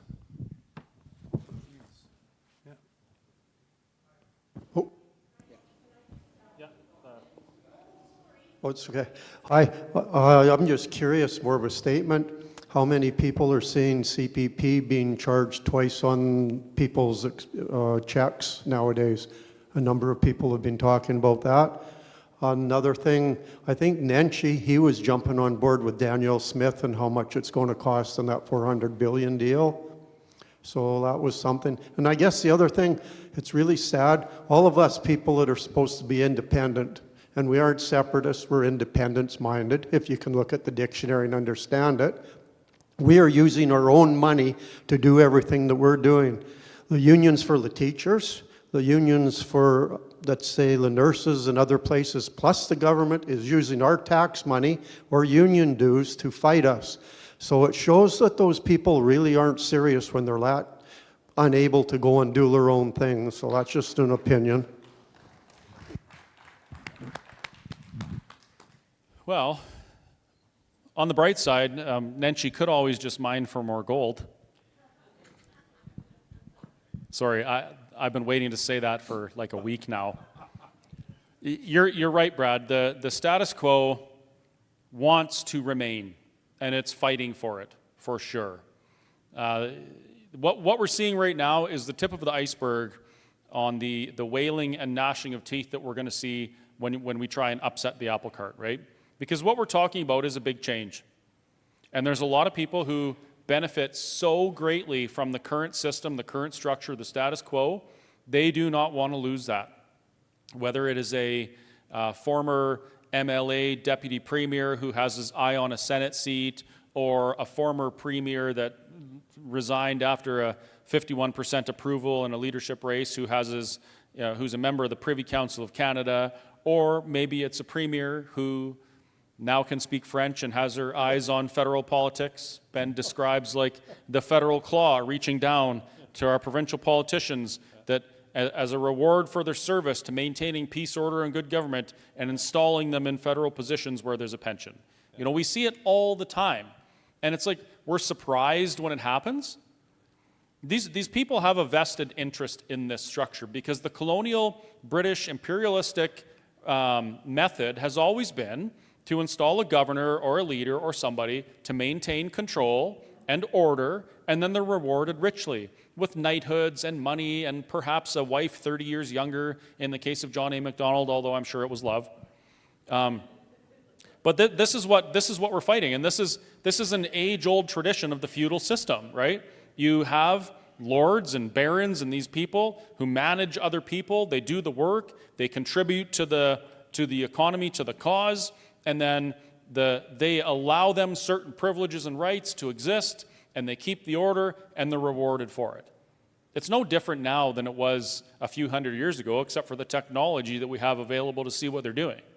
So it is no surprise, and they are using our money, of course. The state-funded media, $1.5 billion per year. 1.8 this year. 1.8 this year. Oh, they got a raise. Only for CBC. Oh, what? Yeah, 1.8 only for CBC. Holy good gravy. 1.8 billion for CBC. Yeah. So then they use that money to write hit pieces on us and call us separatists and fringe, and you know we're the outcasts of society. You're 100% right, and that's why it's so important that the only way we can overcome this is if we start having these conversations, we're bold with our opinions, and we support what we can. Right now, if you share my opinion on where Alberta should be, there are a multitude of organizations out there that you can support, you can get involved with, you can help pursue the conversation or a specific outcome. We're not specific outcome oriented, although we have personal opinions where we want to go. We're about the conversation. So if we all step up and do something, we're going to have some success. But if we don't, then that machine that uses our money and our resources against us is going to win. So it's up to us. So my question is regarding CPP. Do you guys actually believe that there is money there, or do you think it is a Ponzi scheme? Because I'm 58 years old. I've been working since I'm 16 years old. I've probably maxed out my CPP for 20 years. My husband was the same. He worked in the oil patch, made top dollar. He retired a little early, a couple years early. He gets about $850 a month after taxes.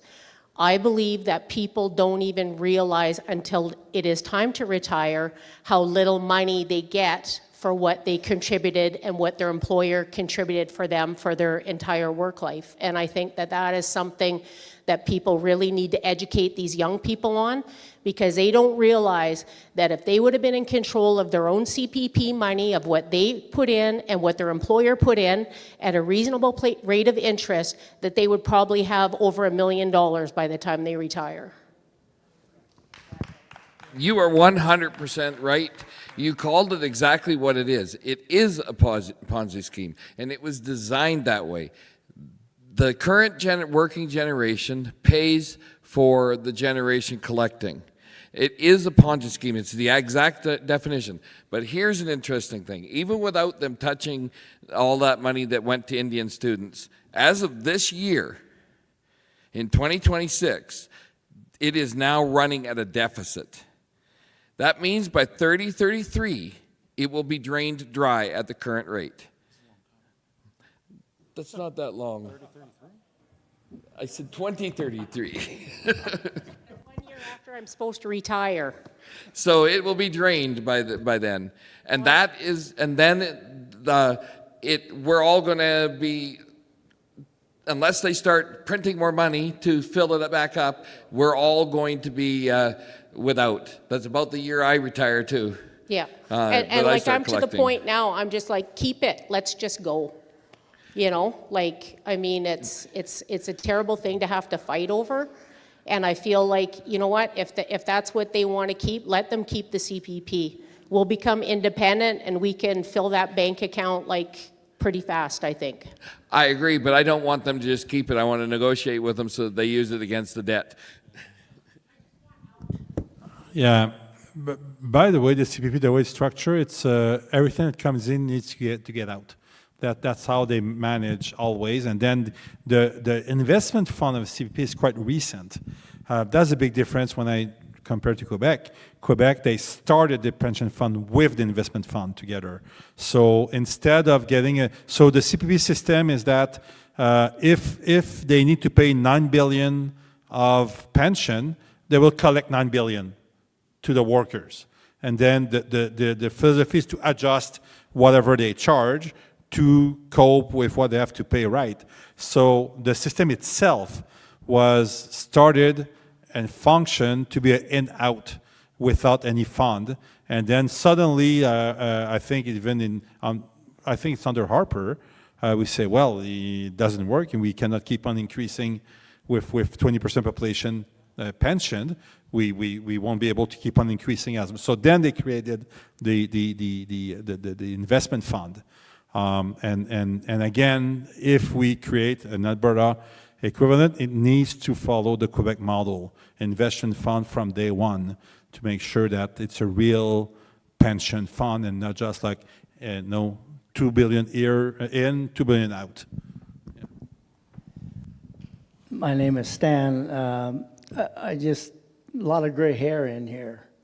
We got 4 children, and I think 3/4 are on board of what needs to be done. They understand, but I just wonder how we can reach the demographic coming up.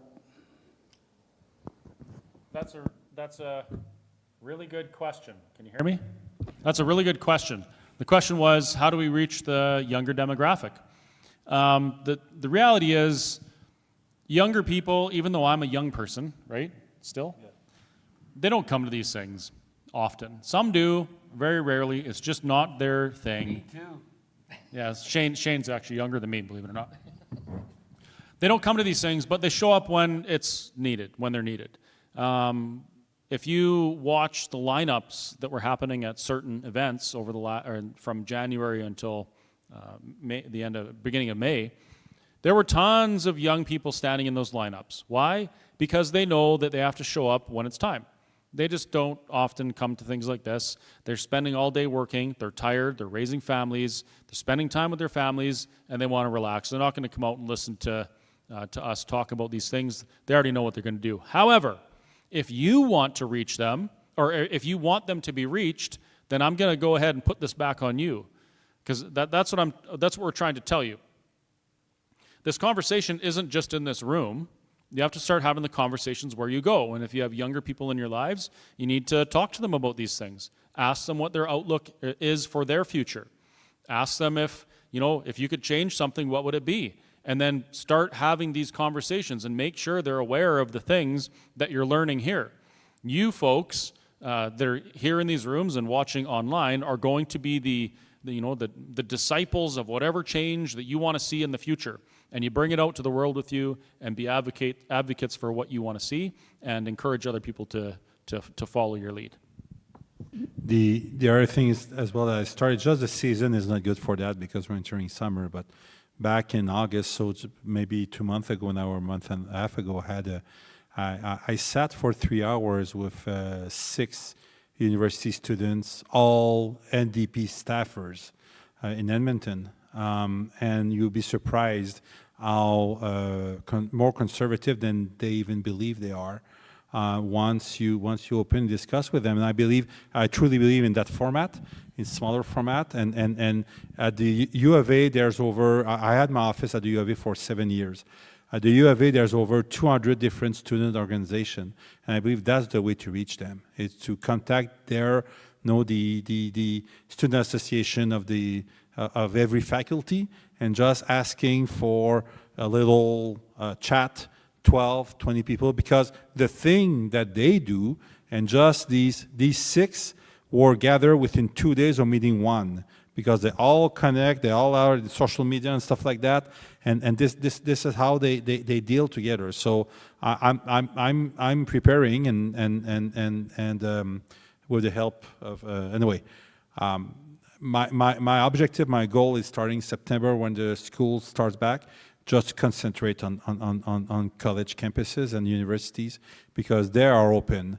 And even though they tell they're NDP, when you start talking to them, I was able to have these 6 NDP staffers. None of them, one was Hindu, the other one Muslim, the other one, and there were 4 of them were first-generation immigrant in Alberta. I was able to get them agree with me that we need to protect the Judeo-Christian values in our laws in this province. So it's just a question to discuss and why, and to present yourself. I open my discussion, say, okay, everybody, here's my bias. I'm a white, married, evangelical Christian, conservative. No, Daniel Smith is a leftist compared to my values. So this is where my speech will come from. And it seemed that just that diffused a lot of objection, because then they were not surprised when I would bring shocking discussion, and we just agreed not to go, like when it came for the residential school, I have a very strong opinion on that, and we agreed not to talk about it, because it was hurting what their concept and all that. Okay, let's switch subject. Let's go back to what we can agree, and I believe this is how we can reach that young generation. So we have to talk to each other. Yeah, that's... You mean kind of like Let's Talk Alberta? For those who are watching online, if you have questions, just put on the chat and put exclamation marks, and we're going to go through that. I say that because I said some people send me message by text message. No, go on the chat. Thanks. There's a question in the center there, Jasper.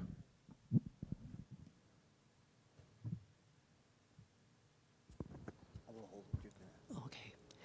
My question is in regards to what you, Scott, talked about earlier in regards to people wanting or being drawn because of corruption, because of them wanting to rise up in the echelons of society.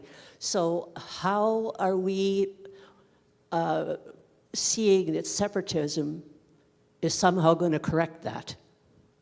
How do we know that our future leaders are going to be any less corrupt than the ones that we've been under this far? Because we, the people, will do so.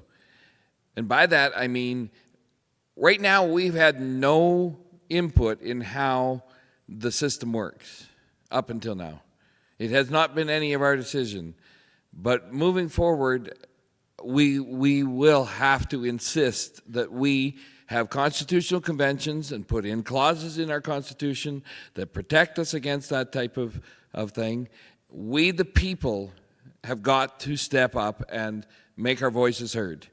So once we have a successful vote, then we need to hold constitutional conventions from one end of the province to the other, over and over again until we come up with a constitution and a set of laws and values that reflects what the people of the province want, not what the elites want, which is the way it is set up now. And it is actually set up to protect them, anybody that becomes corrupt. But we need to make sure that that doesn't happen under the new system.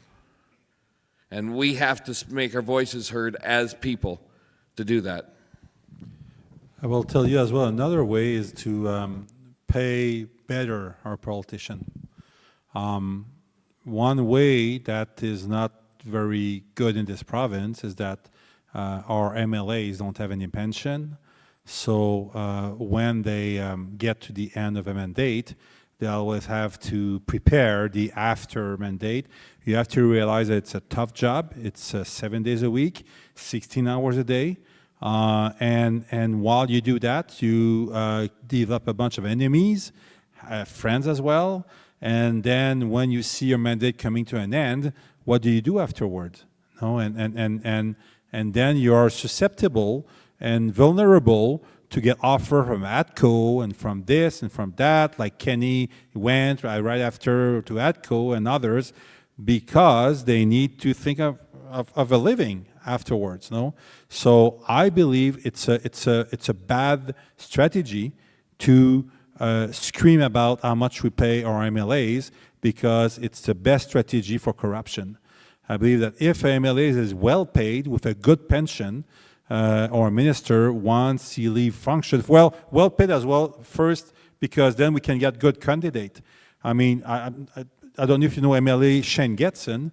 Well, Sheane voluntarily took a 4-time cuts on his salary to become MLA because he could afford it, but he decided to afford it because Sheane was in charge of pipelines for a big company. He was earning close to $500,000 a year. Now he's earning $100,000 a year. So, but if you want to bring good candidates, you have to pay them well. And I will always be an advocate to pay well our politicians, because that protects us from way bigger scandals, because they won't give that little pass for $2-3 billion to ATCO, and that other pass to Suncor for another $5 billion. And like at the end of the day, when you do the math, it's way better and it's a good protection against corruption to pay well your politicians. I'm gonna give you the answer that nobody wants to hear. There is no guarantee. Nobody up here is going to tell you that it will be like that. No one can say it's going to be better and there will be less corruption and it's all going to be rosy. All I can tell you is that for the first time in Alberta history, there will be the opportunity to make sure that it goes the way we want it to. That's it. There's no other guarantee. We have an opportunity to self-determine. We have an opportunity for the first time in Canadian history for the people to write the Constitution that outlines what the government may or may not do. and then we have the opportunity to make sure that we follow through with it. That is it. If we go through all this trouble and we get our independence, we become sovereign, and then everyone goes and sits and watches TV again at night and doesn't participate in civics, the tyrants will do the same thing again. The corruption will prevail and we will lose. That's the reality. But if we treat civics as a responsibility and an obligation to not only ourselves but the future generations, then things start to change, then things happen the way we want them to happen. So it's up to us. One of the comments that I just read online here on the comment section, this is very interesting, but the comment that the CPP will eventually drain, expected by 2033. When you can, what's your source for that statement?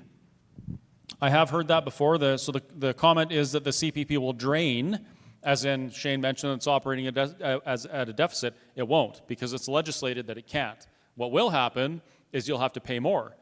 They'll take money from somewhere else and they'll put it into that to top it up. Period. That's all it will be. It won't drain. It's backed by the government, which means it's backed with the money in your wallet. But it will drain. It will drain down. You're right, but not entirely, because the investment fund side of it will be drained entirely clean. So it will just be only money in, money out by 2033. So I've done some research and stuff like that, and I've had the same question as to, you know, the whole concept of what stops us from becoming A or B kind of thing. The only thing I could come up with, and I'm wondering if you guys can foresee this and if you have checked into this, is Norway. Norway became independent, and they went from the socialist, which is what pretty much Canada is, a socialist country, to a capitalist country. Can you see Alberta going in the same direction where, you know, we take back our resources, we take back our businesses over time, and actually give dividends back to the people? Is this the ideology that we're hoping for? I just want to put a caveat to that, because Norway is extremely socialist still today. No, the taxation rate is 65% of your stuff, and so to call Norway a capitalist country, I don't believe so. What they've done in their socialist thing, they were able to accept that most of the dividend from the oil would be nationalized. That's what they've done, and because the nationalists, they were able to do that. They were able to say, okay, it will serve our country for long, but meanwhile they retain an ultra high taxation rate, a very controlling society, very controlling on everything that it can do. Norway is now the #1 country with electric cars because the government decided so. So they just prevent you to buy no. So I do look at them with their model for their investment fund. I believe it's a good model. But again, they can do that because they're socialist. So I would advocate for another model for our province. I believe the Heritage Fund is a good model. I believe that if we start keeping more money here and keep on growing this one, and then the other thing that I pray for our province is to start controlling our equalization payment by doing what Quebec does. I was talking to gentlemen here before, and what Quebec did in 1998, after the referendum, the government of Quebec decided to privatize all of their Crown corporation. By doing so, it put the Crown Corporation under provincial rule, because according to our constitution, incorporation of a company is provincial.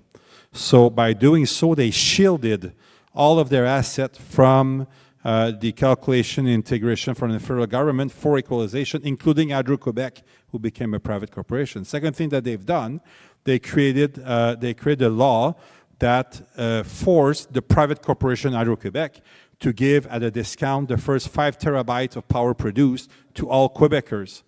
So that special rate of Hydro-Quebec to all Quebecers give them $4 billion per year assured of equalization just how the calculation is done. So what I've done, I took the law of Quebec and I applied it to Alberta with our gas and oil. And we could do the same. We could say, okay, that portion of royalties is paid in kind, so in oil and in gas. And now, starting tomorrow, every Albertan get a discount of 30 cents a liter on the first 100 liter when you pay at the pump. And the first 10 gigajoule to heat your house is free. And then if we could decide to do that without budging our budget, what that would create is basically Ottawa would be obligated to give us 2 billion more in equalization, or to remove 2 billion of participation in equalization. So it would be a net zero for our budget in the province. And if Alberta start barking, well, we just say, well, remove the one from Quebec and we'll remove ours. I like that you brought up Norway, because, now fact check me on this, but I think Norway and Sweden split in the same year Alberta joined Confederation. Am I correct? 1905. So Norway is a great example. They're very socialist. They're taxed very high, but they get to choose. Norwegians choose the direction they want to go. They want to live socialist. It's up to them, and they're free to do so. Sweden, not quite so much. They want to do their own thing, but they're neighbors, and they trade, and they have a good relationship. But the key is, they had differing values. They didn't want to be all under the same umbrella. They wanted to self-determine. So in the same year that Alberta was legislated into Confederation, they split and decided to each be sovereign and maintain neighbors. And I believe that's what Alberta could be within Canada. Just grab the mic so no one online can hear. That's the problem. It's because what happens is that if you don't hold the microphone, people on the street cannot hear. That's the way the format is. So what I'm referencing is last night I was doing a live and we had went through the whole concept, did the fact checking, and technically Norway is classified as a capitalist country versus a socialist.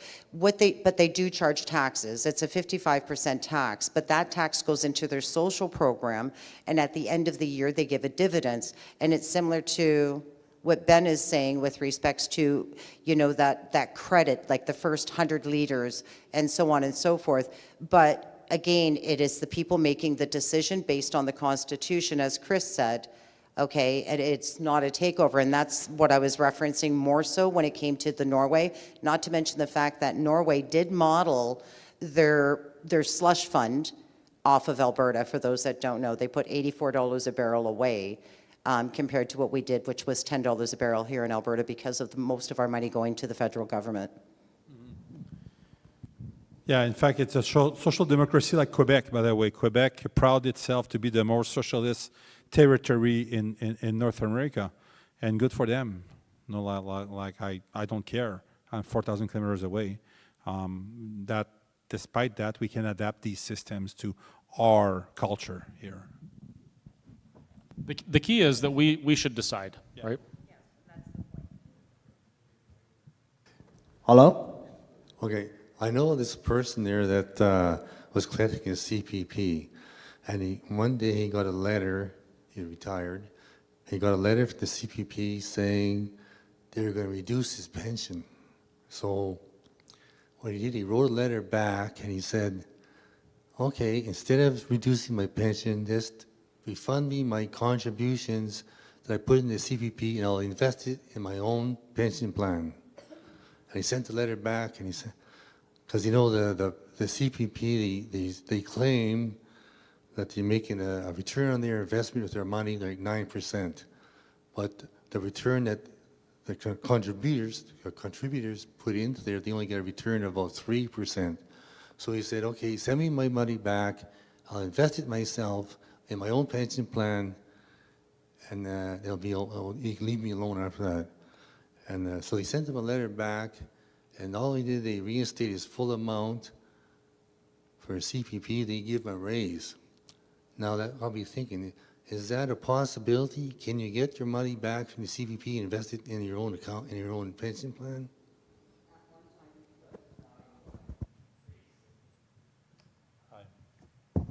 I don't know for sure, but I just heard that at one time you could, but now you can't. I've never heard of it. I guess a question. Oh, sorry. Okay, is that it seems to be the way they responded, there could be a loophole there. There could be something that we could do something to get our money back. I don't believe there is a way because it's a mandated fund. So you get back, and if that was the case and you could do that, that would mean that if you passed away, that money would be available to your family, but it's not. That money is, once you send it to them, they look after you, but that money goes on. The money that you're getting out is actually not even the money that you put in. It's the money from the generation working. It's a money in, money out system. It means that the current working people are paying for the people that are on retirement now. And that is one of the reasons why it's in trouble, because there's less and less population working at this time. There is a way. There is a way that we can get our money out of the CPP. And that's through the legislation that says that any province that wants to do their own pension can apply to the government with notice. The government calculates how much money that province has paid in and how much money has been withdrawn, and they get the difference. So according to the LifeWorks report, our share as Albertans of the Canada Pension Plan is $343 billion, plus some interest. That's just the math. Now, here's the tricky part. There are opponents to this idea that say, well, how dare you, Alberta, because that's almost 50% of the pension fund, and you're only 15% of the population.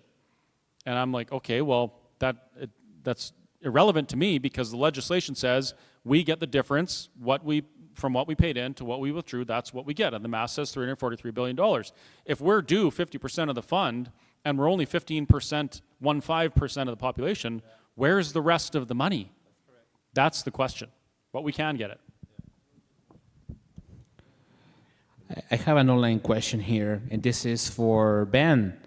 For those people watching online, where do we get your book if you're not here on premises? Amazon.ca.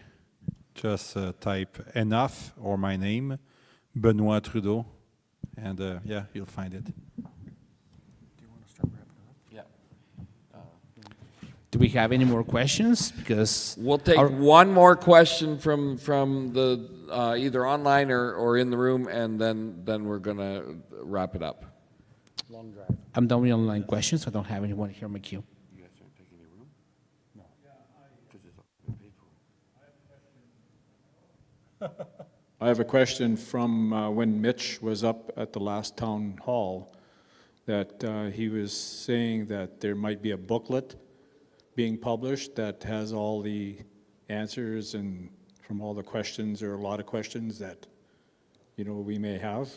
Is there any status on where that booklet is or being published or anything? I honestly can't comment to what Mitch is doing. I'm not sure what he would be referring to, but I can tell you that we do print and distribute trifolds with all sorts of different information. That's one of the initiatives that Let's Talk Alberta is doing, is trifolds or booklets or things like that go out to different communities. So if you're interested in something like that, sign up on the list back there, and we'll get in touch with you, and you can help us do that. The way we do it is we design a trifold with your input, with information that's relevant to you and your community, and then we get that the graphic out to you. You get a few people together, print them out, take them to neighborhood mail, and mail them to the whole community. So that is a great initiative, and like I say, I can't comment to what Mitch is doing, but I know that we do a similar initiative, and it's available pretty much anytime. And I think that's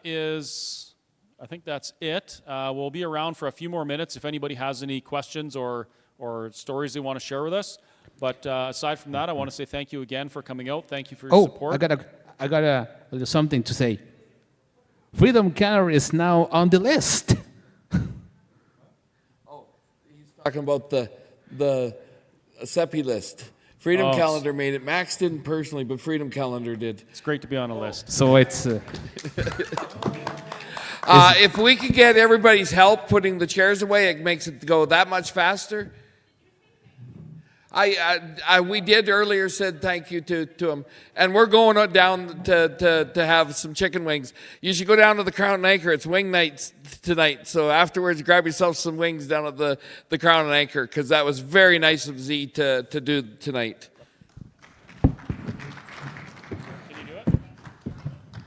Alrighty, well, thank you very much for tuning in. We finally made it to the list. So thank you very much, and we'll see you on the next one. Oh, you like my microphone? I do. It's a Sennheiser microphone. I want to show you my little microphone here. So when you come here to a town hall, this is the Q&A microphone. It's a Sennheiser microphone that I got about probably 2 months ago, and it works great. So thank you very much for tuning in, and we'll see you on the next time.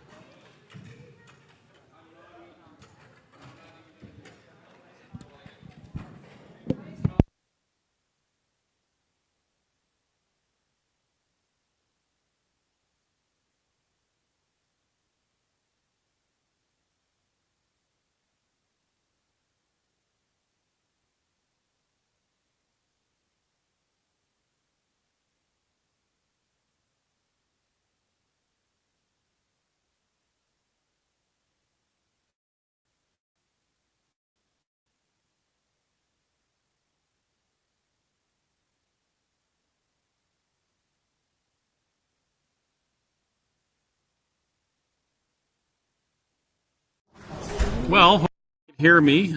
Thanks for watching, folks. That's another Let's Talk Alberta, this time from Whitecourt. Again, I want to say thank you to all the volunteers who made this possible, and thank you to Z at the Crown and Anchor for donating this delicious meal that we enjoyed. If you've never been to the Crown and Anchor in Whitecourt, absolutely fantastic place.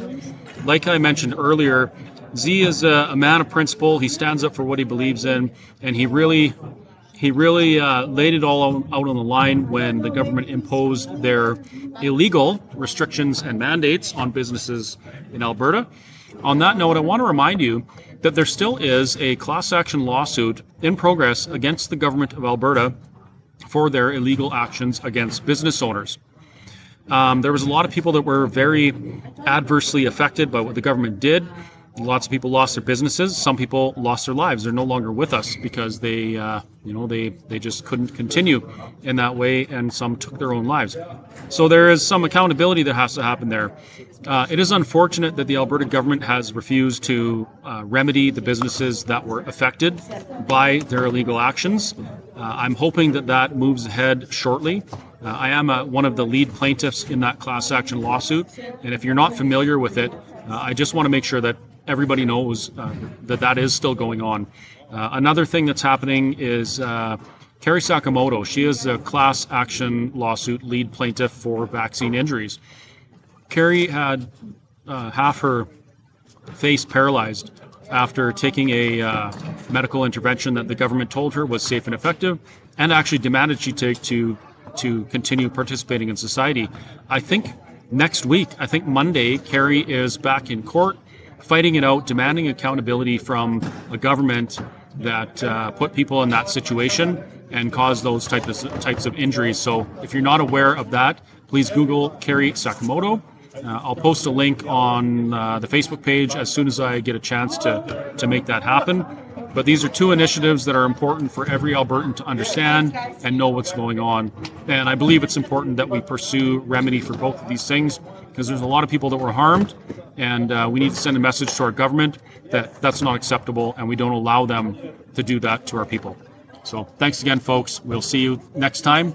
And yes, of course, here's something.